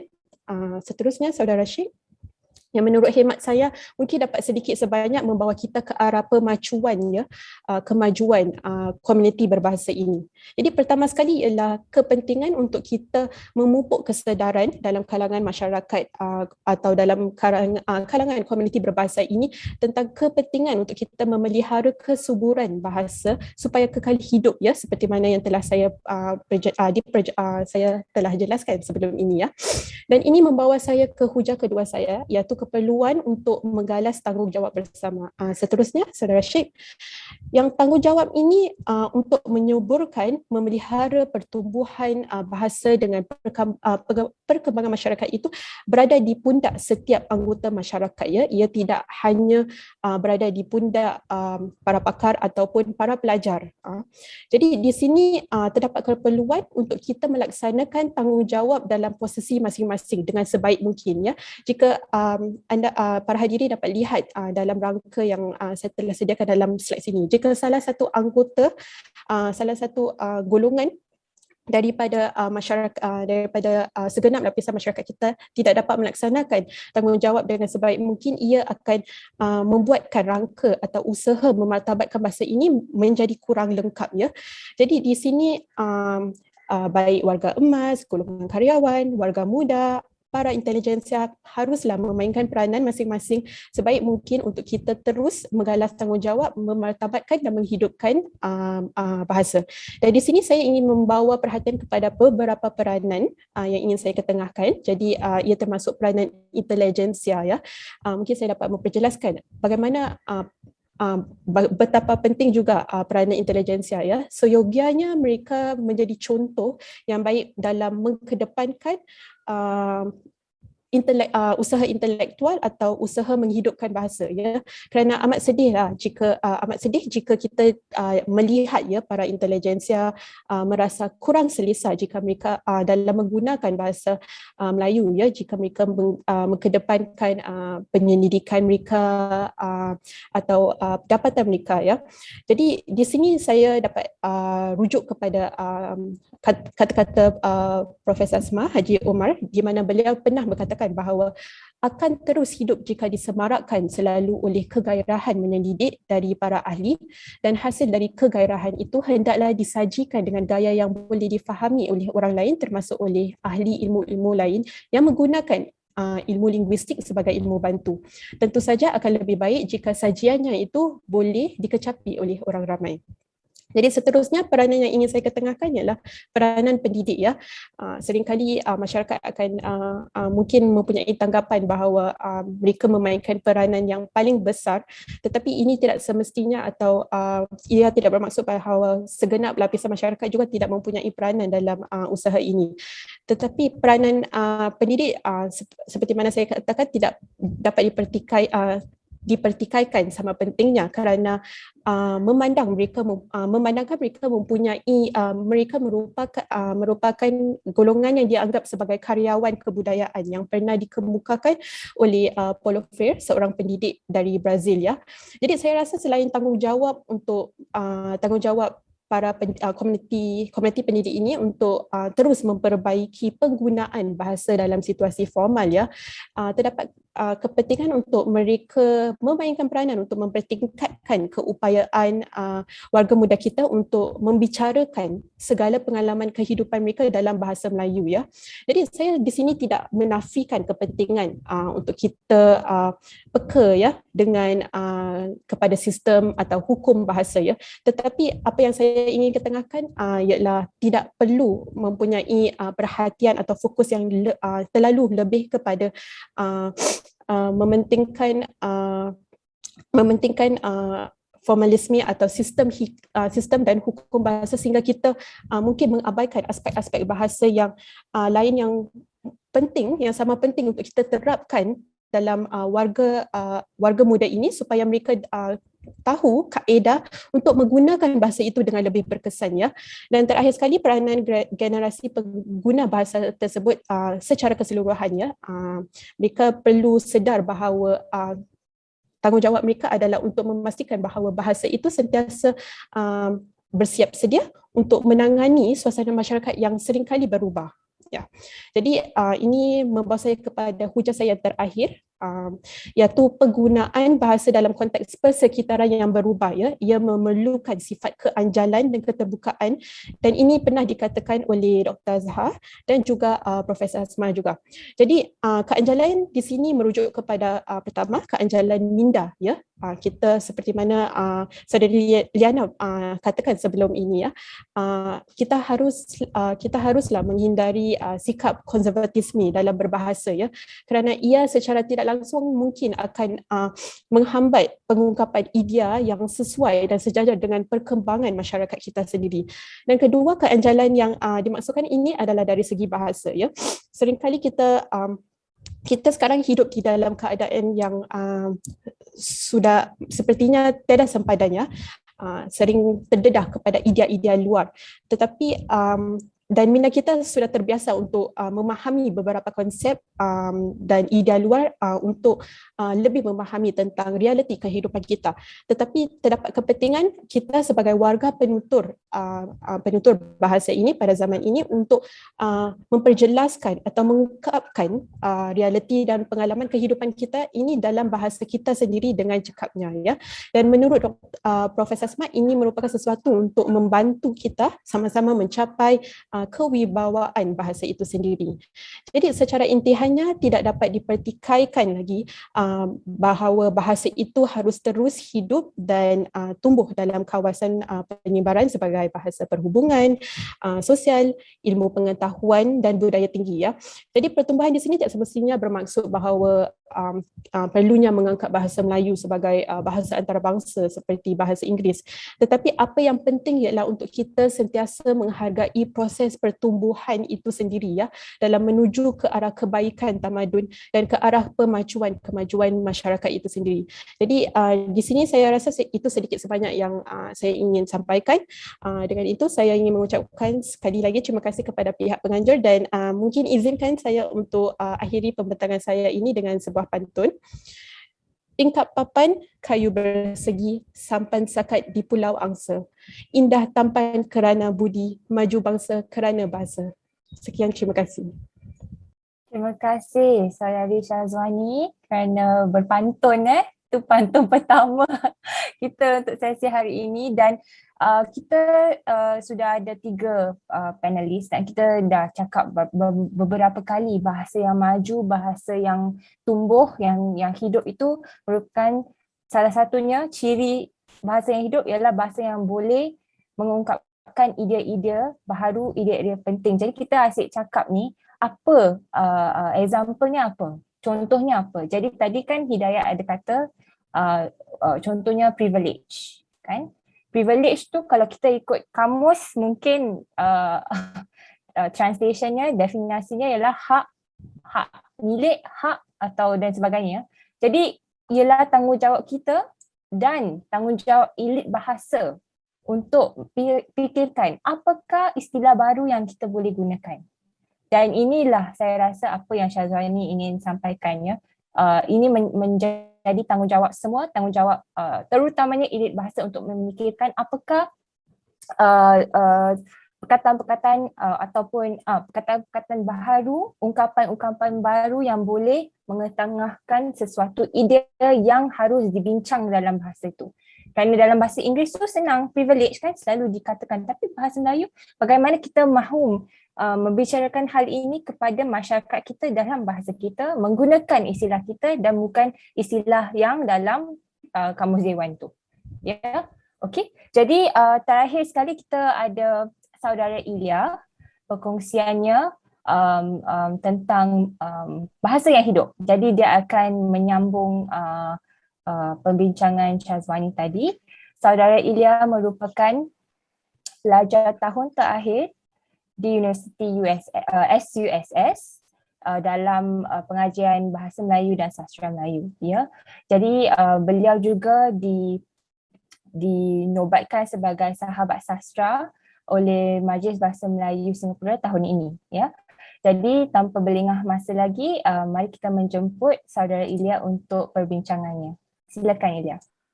Terima kasih saudari Liana. Boleh dengar semua? Okey, Assalamualaikum semua. Okey, topik perbincangan saya pada hari ini seperti yang dilihat, tajuknya ialah memalis gerigis ke arah bahasa yang biofilia. Jadi seperti yang saudari Liana tadi sudah perkatakan, itu ini boleh dilihat sebagai satu lanjutan daripada perbincangan saudara Syazwani tadi. Okey. Slide seterusnya. Ya. Okey, apa itu biofilia? Okey, biofilia ini pemakcumukan dua perkataan dari bahasa Yunani, iaitu bio berarti hidup atau kehidupan. Filia bermaksud cinta. Jadi secara harfiahnya kita boleh terjemahkan definisinya sebagai cinta terhadap hidup atau kehidupan. Okey, slide seterusnya. Okey, untuk menghargai sepenuhnya konsep biofilia ini, kita mesti menghargai orang yang pertama yang mengemukakan konsep ini, iaitu seorang pakar psikoanalisis dan filsuf humanis, iaitu Erich Fromm, di mana beliau mentakrifkan biofilia itu dengan izin, biofilia is the passionate love of life and of all that is alive. Okay, menurut beliau, biofilia merujukkan kepada keinginan terhadap perkembangan lanjutan keretaan manusia, tumbuhan, idea ataupun kelompok sosial. Ia juga meliputi cinta terhadap kemanusiaan dan alam semula jadi. Konsep ini menerangkan kecenderungan mental manusia untuk memelihara kehidupan dan melawan kematian. Jadi kita boleh menghargai di sini, sedikit sebanyak Erich Fromm ini beliau menyentuh aspek psikologi masyarakat dan penutur bahasa itu. Okay, slide seterusnya. Okay, dalam arti kata lain, bahasa yang biofilia itu atau biofilik itu boleh dirumuskan sebagai bahasa yang hidup. Kan perkataan hidup di sini usahlah disamakan dengan hidup secara fizikal saja. Sebagaimana yang diutarakan Fromm, hidup semestinya dilihat sebagai keinginan dan semangat manusia untuk sentiasa menjurus kepada perkembangan dan pertumbuhan. Dan iaitu perkembangan moral etis sarwa jagat yang menghidupi kemanusiaan juga. Kerana pada pendapat beliau, sesuatu yang hidup itu mempunyai kecenderungan untuk menyatu dan bersatu. Itu sudah fitrah. Sesuatu yang hidup itu mesti mahukan penyatuan dengan living organisms, other living organisms. Okay. Bahasa yang biofilia menyertai kesuburan hidup sepenuhnya, tertarik dengan proses kehidupan dan pertumbuhan dalam semua bidang, ranah dan lapangan. Jadi di sini untuk perbincangan saya hari ini, saya rumuskan bahasa yang hidup itu kepada 3 ciri atau 3 aspek. Okay, yang pertama, bahasa yang hidup itu ialah bahasa yang emansipatoris atau yang meliberasi akal budi, yakni yang berani berdepan dan mendekonstruksikan ideologi dominan yang mencengkam usaha pembangunan masyarakat. Seperti yang telah dibincangkan atau dikongsi oleh saudara Syazwani tadi, ialah istilah-istilah baru yang mampu dimanfaatkan secara meluas dalam wacana sosial dengan tepat sebagai perkembangan ideanya semakin kritis dan anjal. Sebagai contoh, satu istilah yang saya boleh ketengahkan hari ini ialah istilah biofilia. Itu belum lagi pemakaiannya, penggunaannya belum lagi utuh dalam wacana sosial dalam bahasa Melayu. Okay.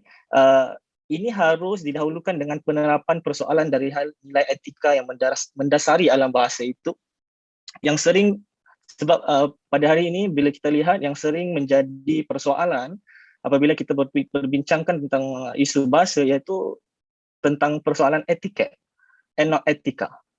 Okay, so there must be a shift in, saya rasa there must be a shift in peranjakan fokus daripada persoalan etiket kepada persoalan etika. Slide seterusnya. Okay, bahasa yang hidup ialah bahasa yang inquisitif dan aktif progresif. Yang dimaksudkan inquisitif ini ialah bahasa yang satu bahasa yang kita harus kembangkan, atau penerapan istilah-istilah baru yang boleh mempersoalkan bentuk awam dengan izin public forms, menangani ketidakadilan sosial dan segala bentuk dehumanisasi. Every single form of dehumanization. Okay, tentu sekali ini memerlukan imajinasi lah yang tinggi oleh pakar-pakar bahasa atau elit bahasa untuk kita mengembangkan aspek kehidupan satu bahasa itu dengan menunjukkan yang terbaik dan kemungkinan yang belum direalisasikan, iaitu alternative viewpoints of how we can look at persoalan tentang bahasa. Okay, seterusnya. Okay, yang ketiga, bahasa yang hidup itu ialah bahasa yang celik sosial, sejarah politik, moral dan intelektual. Ini sebenarnya saya hargai daripada seorang pakar yang seorang pakar pendidik, iaitu Paulo Freire, di mana beliau mengutarakan satu konsep iaitu critical literacy, literasi kritis. Iaitu dia mengajak para pendidik untuk melihat beyond the word, means it's not just textual, kan?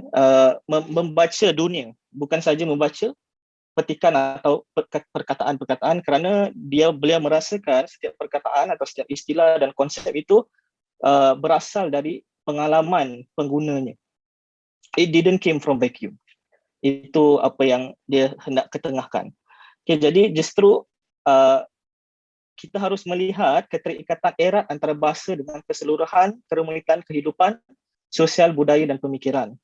Justru adalah tidak wajar membuat kesimpulan bahawa persoalan bahasa dirunung kupas dari sudut linguistik saja.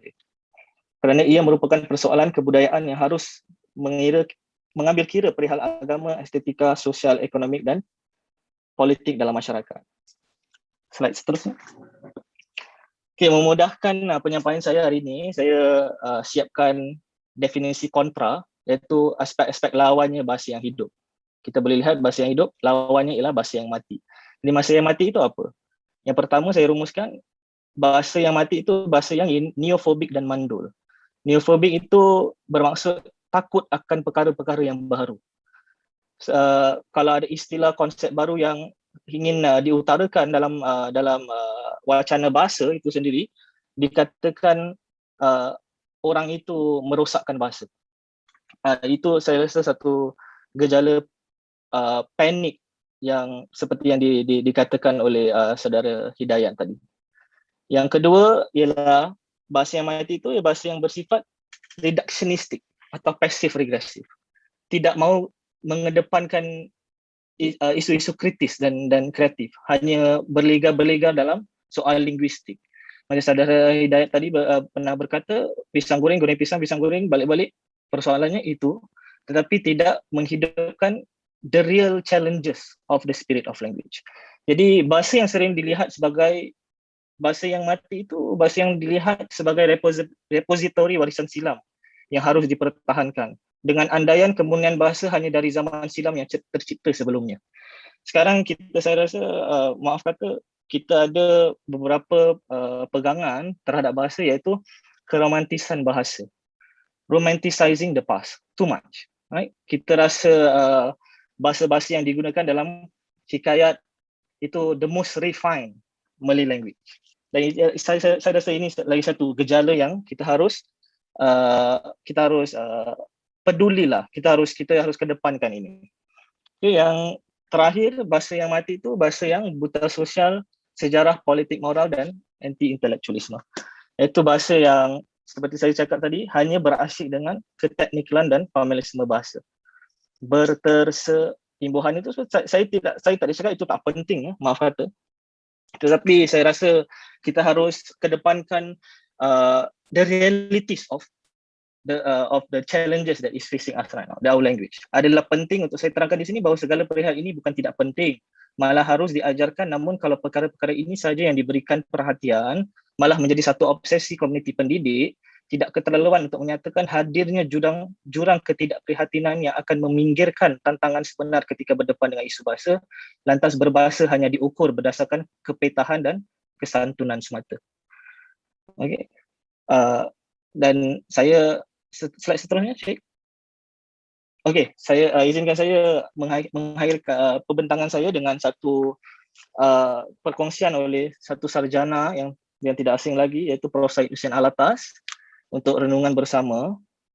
Okey, dengan izin saya tukil. Prof. Syed Hussein Alatas berkata, persoalan memajukan bahasa Melayu bukanlah soal kecil. Oleh sebab bahasa itu alat bagi mengeluarkan dan mengambil kesan-kesan fikiran dan perasaan hubungannya dengan pertumbuhan jiwa pemakainya sangat erat. Lebih meningkat taraf pengetahuan pemakainya, lebih tinggi kemajuan bahasa. Jadi apa yang saya ingin mengajak kita berfikir ialah kalau kita mahu memajukan bahasa, kita harus melihat, kita harus introspeksi, bukan saja retrospeksi. Saya rasa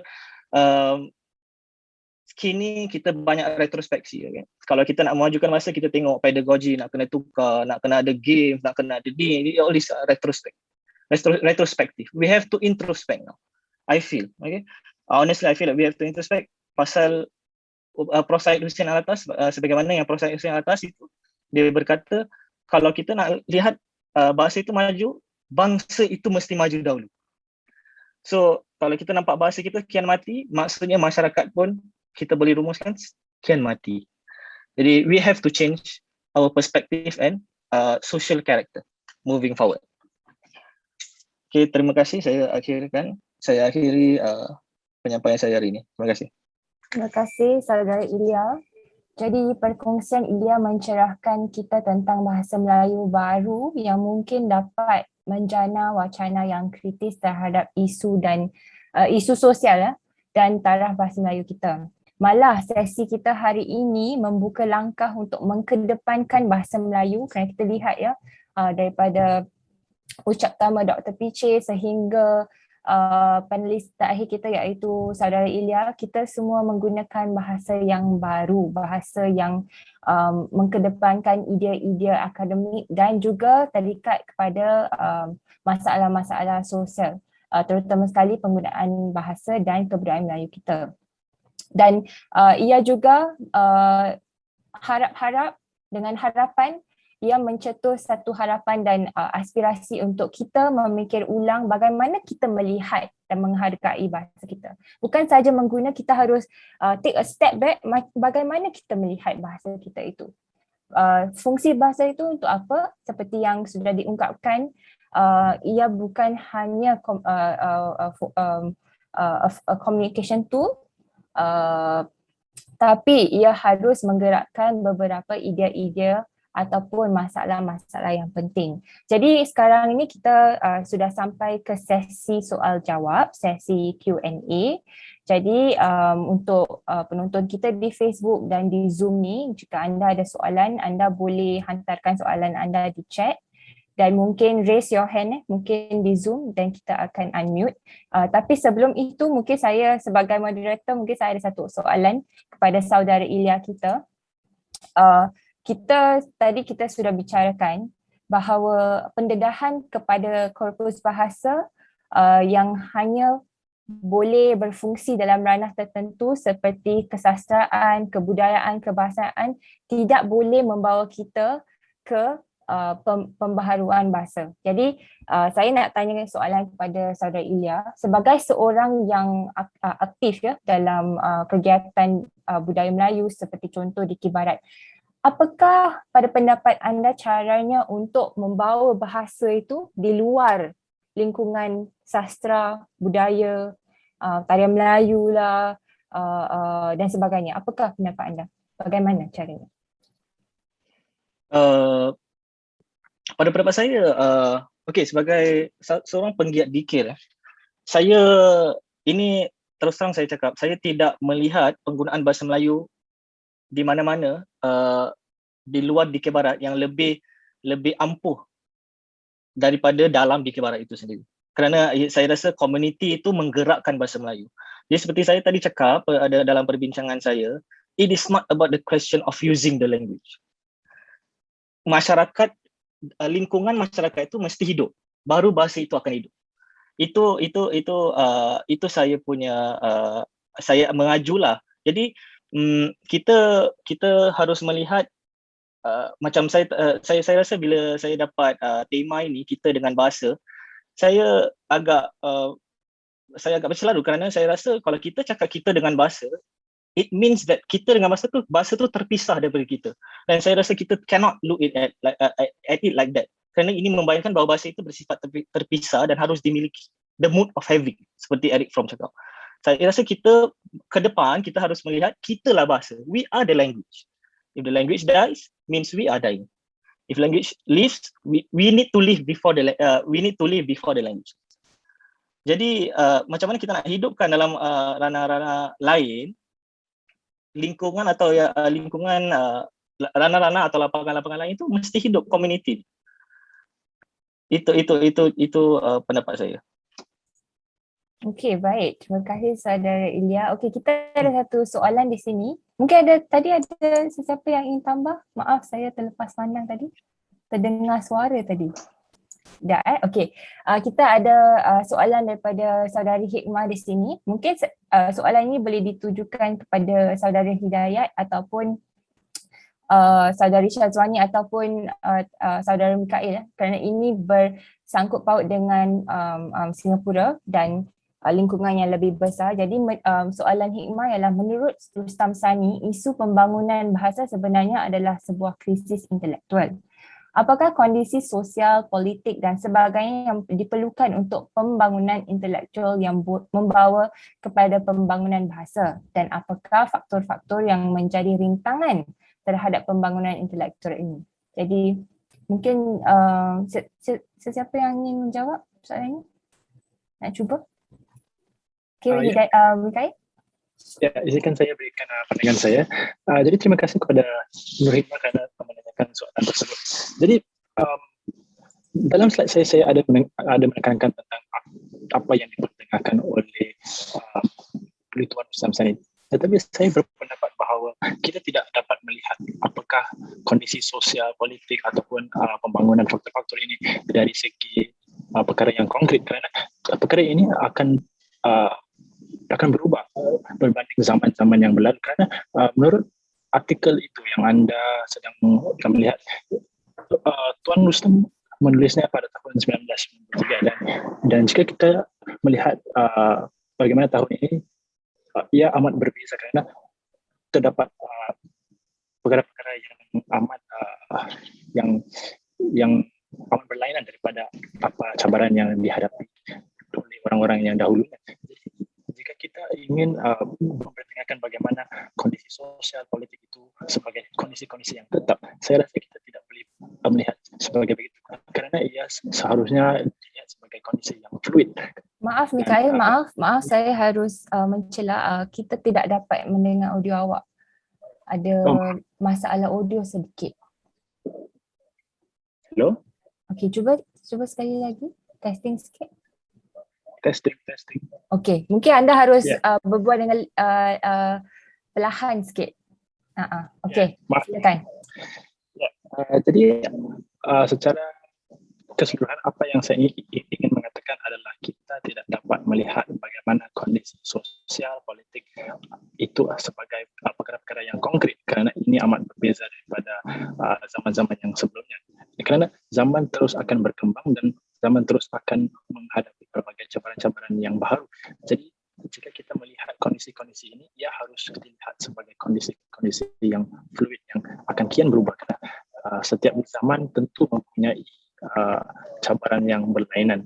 Dan jika kita melihat kepada soalan yang seterusnya, apakah faktor-faktor yang menjadi rintangan terhadap pembangunan intelektual?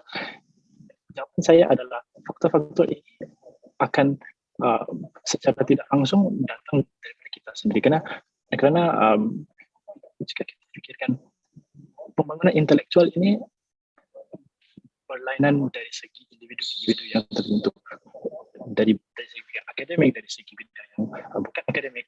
Jadi kita harus melihat dari aspek-aspek yang berbeza. Ya. Okey, terima kasih Mikail. Dan saya rasa untuk soalan Hikmah ni, kita juga saya rasa fluid, ataupun apa yang Mikail ingin katakan ialah ia melihat zamannya. Tapi untuk kalau kita lihat kebelakangan ini, dan kita kalau periksa polisi bahasa kita di sini, seperti yang Dr. Piche sudah terangkan tadi, bilingualisme. Dua bahasa, kedua bahasaan itu diangkat, meritokrasi itu diberikan, dan itu sebenarnya saya rasa kita harus lihat. Ia memberi dampak kepada bagaimana bahasa digunakan ataupun ditekankan. Seperti contoh saya berikan, kita selalu di sini hujah-hujah yang argumen-argumen yang diberikan selalunya bahasa itu penataan budaya, culture balance, ya. Dan betul itu betul. Tapi kalau kita lihat daripada sudut itu saja tidak mencukupi. Ia harus keluar daripada situ. Kita harus keluar daripada mengatakan bahasa Melayu penting untuk budaya Melayu. Kita tak boleh sering katakan itu, tapi sebagai di dalam praktiknya tidak dilakukan. Seperti contoh, tidak menggunakan bahasa dalam ranah-ranah yang baharu. Ya. Jadi dampaknya ialah kita tidak biasa membicarakan hal-hal yang penting dalam bahasa Melayu. Dan itu adalah mungkin kesan, menurut saya, kesan daripada polisi besar terhadap bahasa ibunda dan juga bahasa Inggeris. Sehingga kan kita cuma lihat bahasa dalam lingkungan, sastra, bahasa Melayu digunakan di saat kita lihat ada tarian Melayu dan sebagainya. Tapi tidak. Kan bahasa itu kita gunakan setiap hari dan kita harus lihat di mana sudut-sudut mana yang kita boleh bangunkan bahasa itu, saya rasa. Dan mungkin ada tambahan daripada Syazwani ataupun Hidayat mungkin untuk soalan saudari Hikmah. Mungkin saya boleh mengatakan sepatah dua ya. Saya sebenarnya belum pernah membaca Rustam Sani, tapi from what I know of him, dia merupakan sosiologi di Malaysia. Dan dia mengaitkan keadaan intelektual bersama dengan keadaan bahasa. Dan saya rasa dalam konteks kita ia tidak seampuh, kerana kalau kita lihat dari segi sarjana-sarjana Melayu yang memikirkan isu-isu masyarakat Melayu kita di Singapura amat rancak, tetapi sebahagian daripada mereka tidak menggunakan bahasa Melayu. Lily Zubaida Rahim, for example, right? Banyak sosiologis Melayu Singapura yang tidak menggunakan bahasa Melayu tapi menggunakan bahasa Inggeris. Jadi dari segi kesarjanaannya, dari segi keintelektualnya ada dan agak terkedepan, tetapi bahasa itu tidak mengikut sama. Semata-mata kerana bahasa Melayu itu bukanlah bahasa yang digunakan. Dan ini berkaitan dengan apa yang saudari Liana tadi berkatakan bahawa dasar kita di Singapura ini melihat bahasa ibunda itu lebih kepada bahasa hari ini, apa katanya, bahasa warisan. It's very limited to just culture. Kita tidak melihat bahasa itu sebagai sesuatu yang untuk memetik perkataan Ilya, emancipatory dan sebagainya. Make sense? Yeah. Walhal perkataan budaya tu mencakupi ranah-ranah yang besar sekali, kita tahu ya. Itulah jadi, ironinya ya, kan. itu jadi saya rasa ini merupakan salah satu rintangan kita di Singapura juga. Jangan nak cakap Malaysia atau Indonesia lah, kita fokuskan kepada Singapura. Saya rasa ini salah satu rintangannya ya.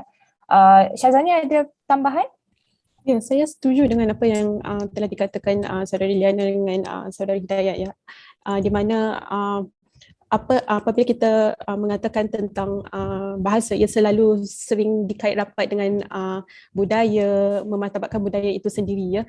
Dan mungkin saya dapat membawa rujuk kepada pengalaman saya dengan teman-teman saya, teman-teman saya, di mana kami apabila kami berbual tentang mungkin isu-isu yang menjadi keprihatinan warga muda itu ya, kita sedari bahawa isu-isu sosial ya, yang melingkupi mungkin isu kesamaan, isu penindasan, ini isu perubahan iklim, kita jarang mengungkap isu-isu yang di mana masyarakat kita ini berdepan dengan dalam bahasa Melayu, dan di situ kita dapat sedar bahawa terdapat mungkin kekurangan pembendaharaan ataupun kosakata dalam kita mengungkap isu-isu yang dihadapi masyarakat kita sendiri ya.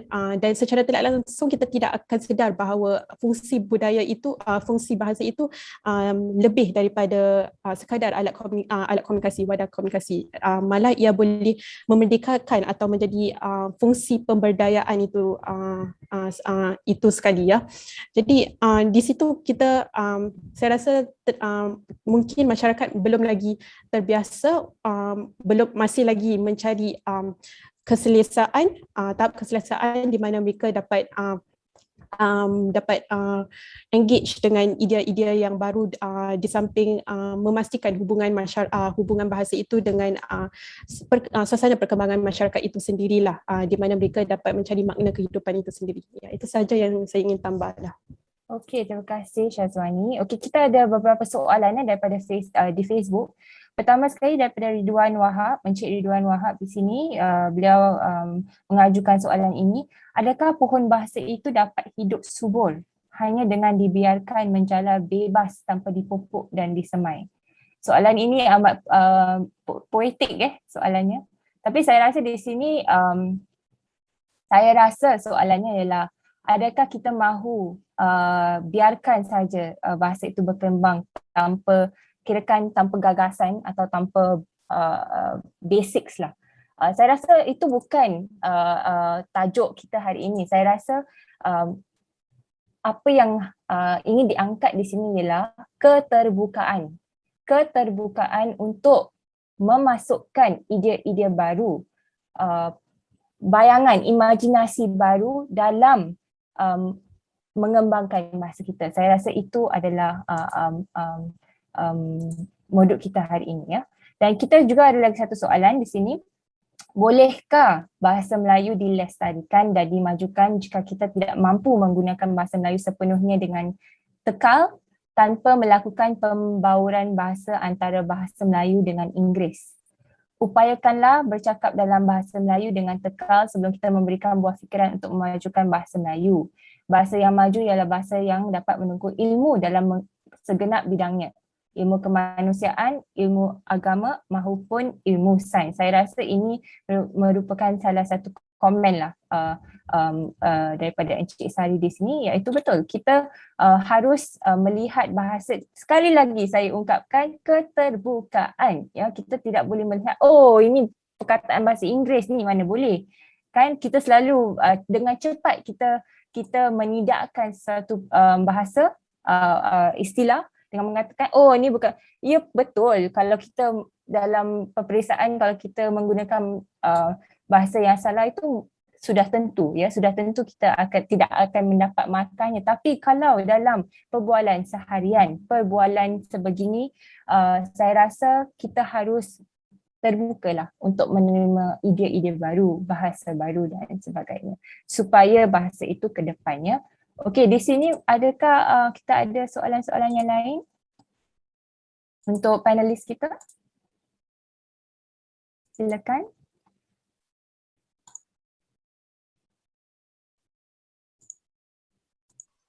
Liana, kalau tidak ada, boleh saya bertanya soalan? Boleh Dr. Hassan, silakan. Baik, terima kasih teman-teman kerana telah berbagi ya.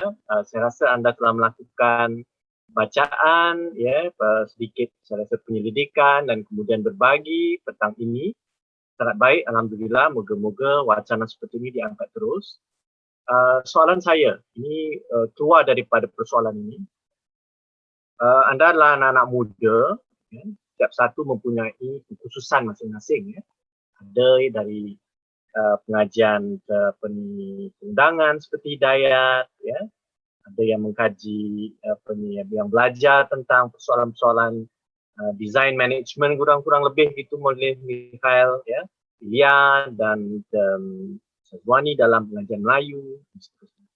Baik, dalam kepakaran dan kekhususan masing-masing anda, bagaimana anda lihat ya, ke depan yang anda sendiri sebagai anak muda boleh tampil untuk, ini selalu kita dengarkan orang cakap, bagaimana kita memajukan bahasa. Jadi dalam diri anda, dalam pegangan anda, dalam cara anda berfikir, bagaimana itu digerakkan? Apa yang mungkin anda boleh lakukan untuk dalam kutipan itu memajukan bahasa? Mungkin setiap satu dari panelis kita mungkin berbagi apa idea. Satu cukup. Itu yang kita nak dengar supaya kita tahu bahawa selepas forum seperti ini, ayo kita sama-sama lakukan. Sebab saya pasti Liana ada, saya ada, Dr. Piche ada. Setiap satu mempunyai projek bahasa ya kan? Untuk memajukan bahasa. Bagaimana pendapat saya kemukakan untuk? Silakan.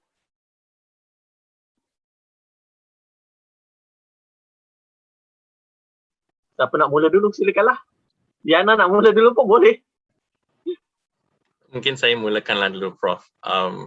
Sebenarnya pada waktu ini kalau saya tidak silap ada bengkel undang-undang yang diadakan oleh para peguam Melayu di bawah yang dianjurkan oleh AMP kalau saya tak silap, khas untuk masyarakat Melayu.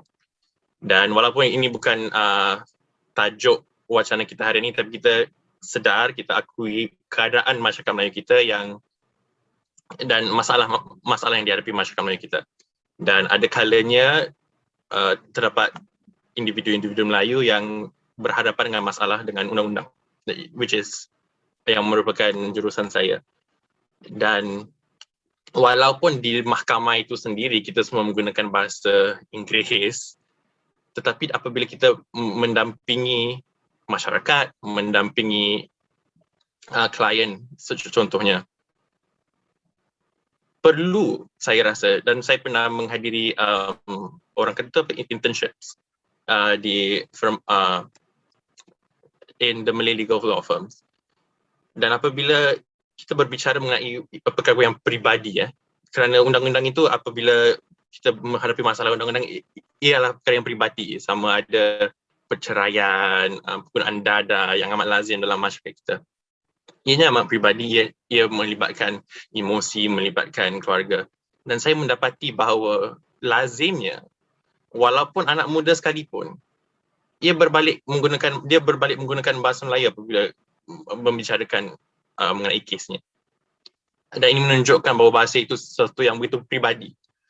Mungkin walaupun dari segi profesional menggunakan bahasa Inggeris, tetapi bila perlu berbalik kepada trauma, berbalik kepada insiden-insiden yang begitu menusuk kalbu lah orang katakan, lazimnya masyarakat kita, walaupun yang muda, akan kembali kepada bahasa Melayu. Dan saya rasa inilah antara jurusan yang akan saya terus jalankan jika ia menjawab soalan Prof. Terima kasih. Pasti. Mikael, silakan kalau mau. Terima kasih Prof.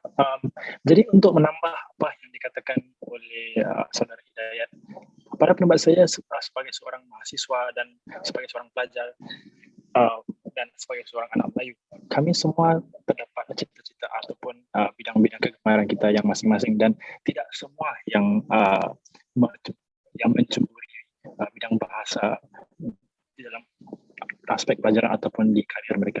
Namun begini, amat penting untuk kita masih melibatkan diri dalam aktiviti-aktiviti yang berbahasa, aktiviti-aktiviti yang dianjurkan oleh the Malay Heritage Foundation. Jadi pada pendapat saya, kita tidak seharusnya menjadi seorang karyawan bahasa untuk kekalkan bahasa.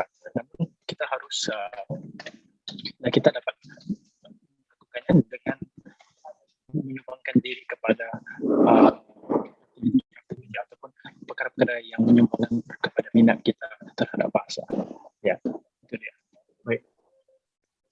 Mikael, terima kasih. Ya, kita dapat dengar, tangkap, tapi ada tempat berputus-putus tak apa, tapi kurang lebih dapat faham. Cuba nanti anda cek balik ya komputer anda itu. Kenapa? Ni anda di kampus NUS ya? Ni wifi ni tak bagus ini ya. Memalukan ini. Apa ni kampus ni ya? Aduh, ya. Putus-putus kan? Ya. Nah, kita bukan ini ya, Papua Nugini ataupun Zimbabwe ya. Cuba nanti cek balik ya. Okay. Baik. Ya, itu saya rasa tak perlulah ya pengkhususan tegar lah maksudnya tadi. Okey, baik. Seterusnya. Ilya ataupun Syazwani? Mungkin saya boleh menjawab soalan Dr. Azhar tadi. Ia merupakan soalan, ya, terima kasih Doktor atas soalan itu. Ia merupakan soalan yang selalu seringkali saya menanyakan diri saya, dan saya renung kembali akan apa yang boleh saya lakukan sebagai seorang mahasiswi dalam lapangan saya, ya, dalam melaksanakan tanggungjawab saya dalam memartabatkan bahasa itu.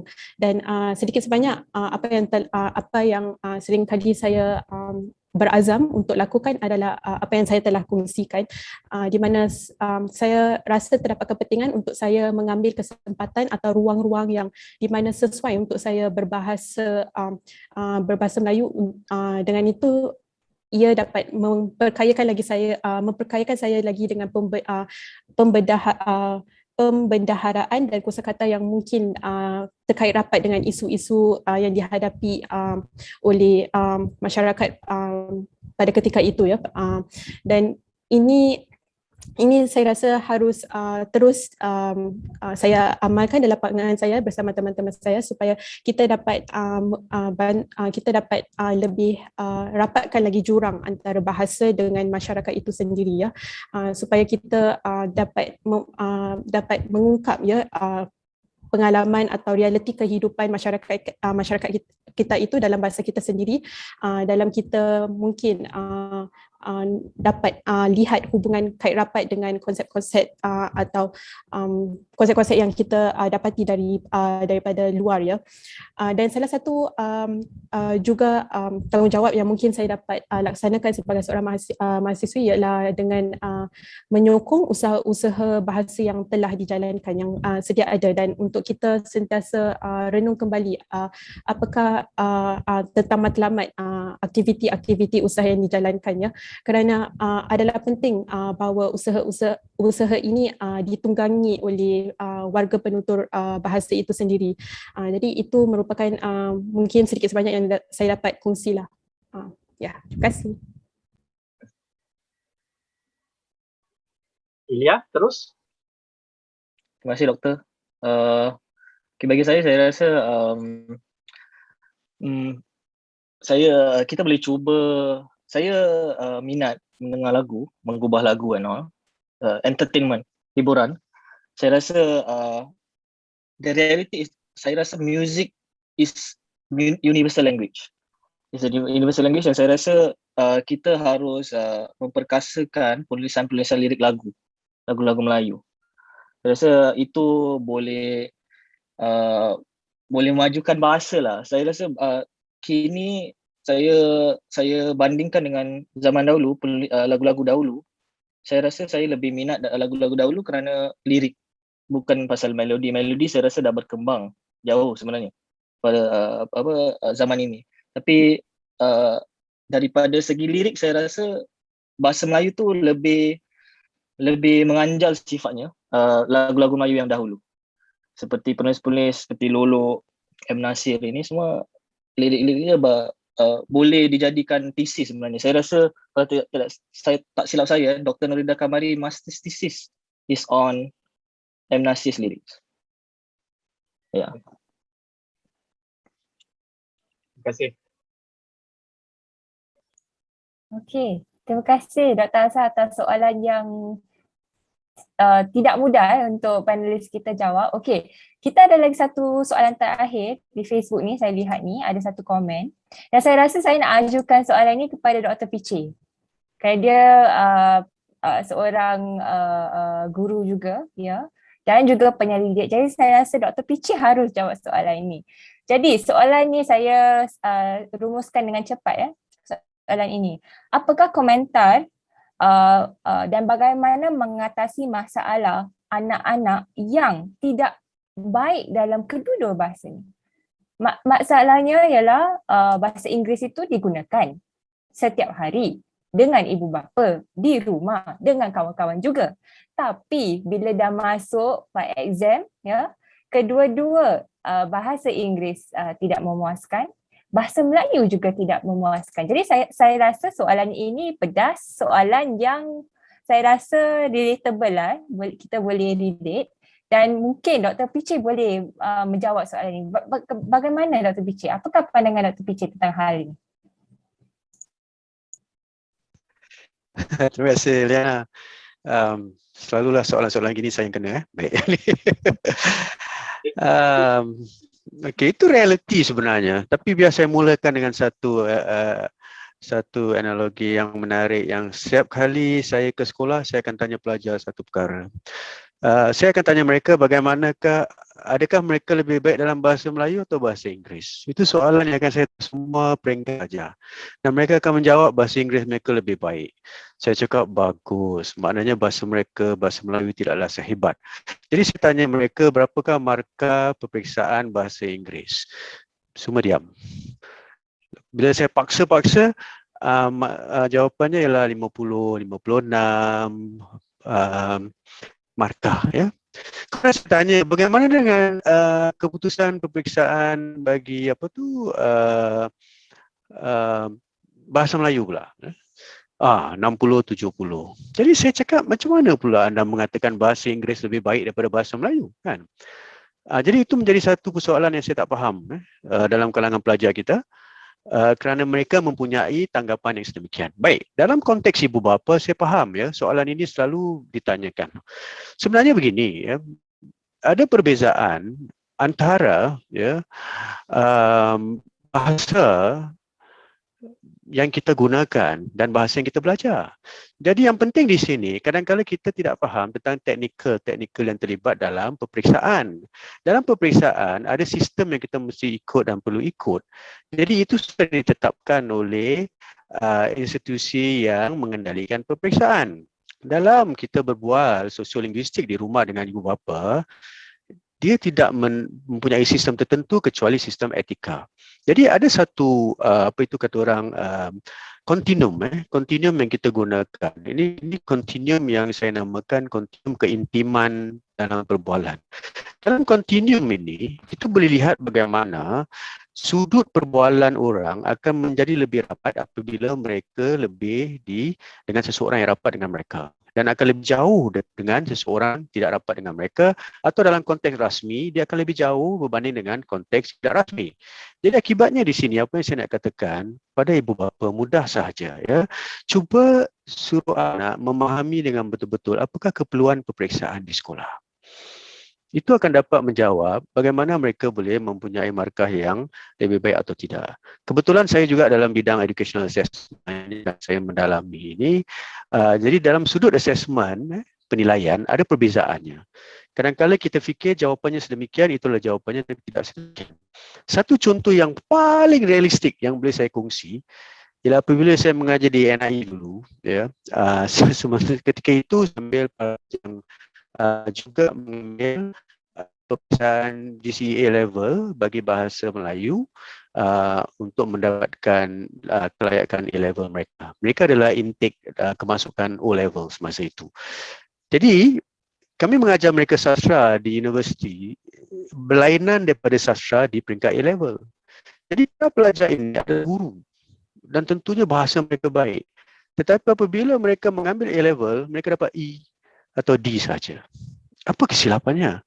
Jadi semua tidak faham. Akhirnya saya sedar yang keperluan A-level berbeza dari keperluan universiti. Jadi itu yang saya cuba maksudkan di sini kepada ibu bapa khususnya. Soalan yang sangat baik yang saya suka. Tapi cuba fahamkan penggunaan bahasa di rumah tidak sama dengan keperluan peperiksaan di sekolah.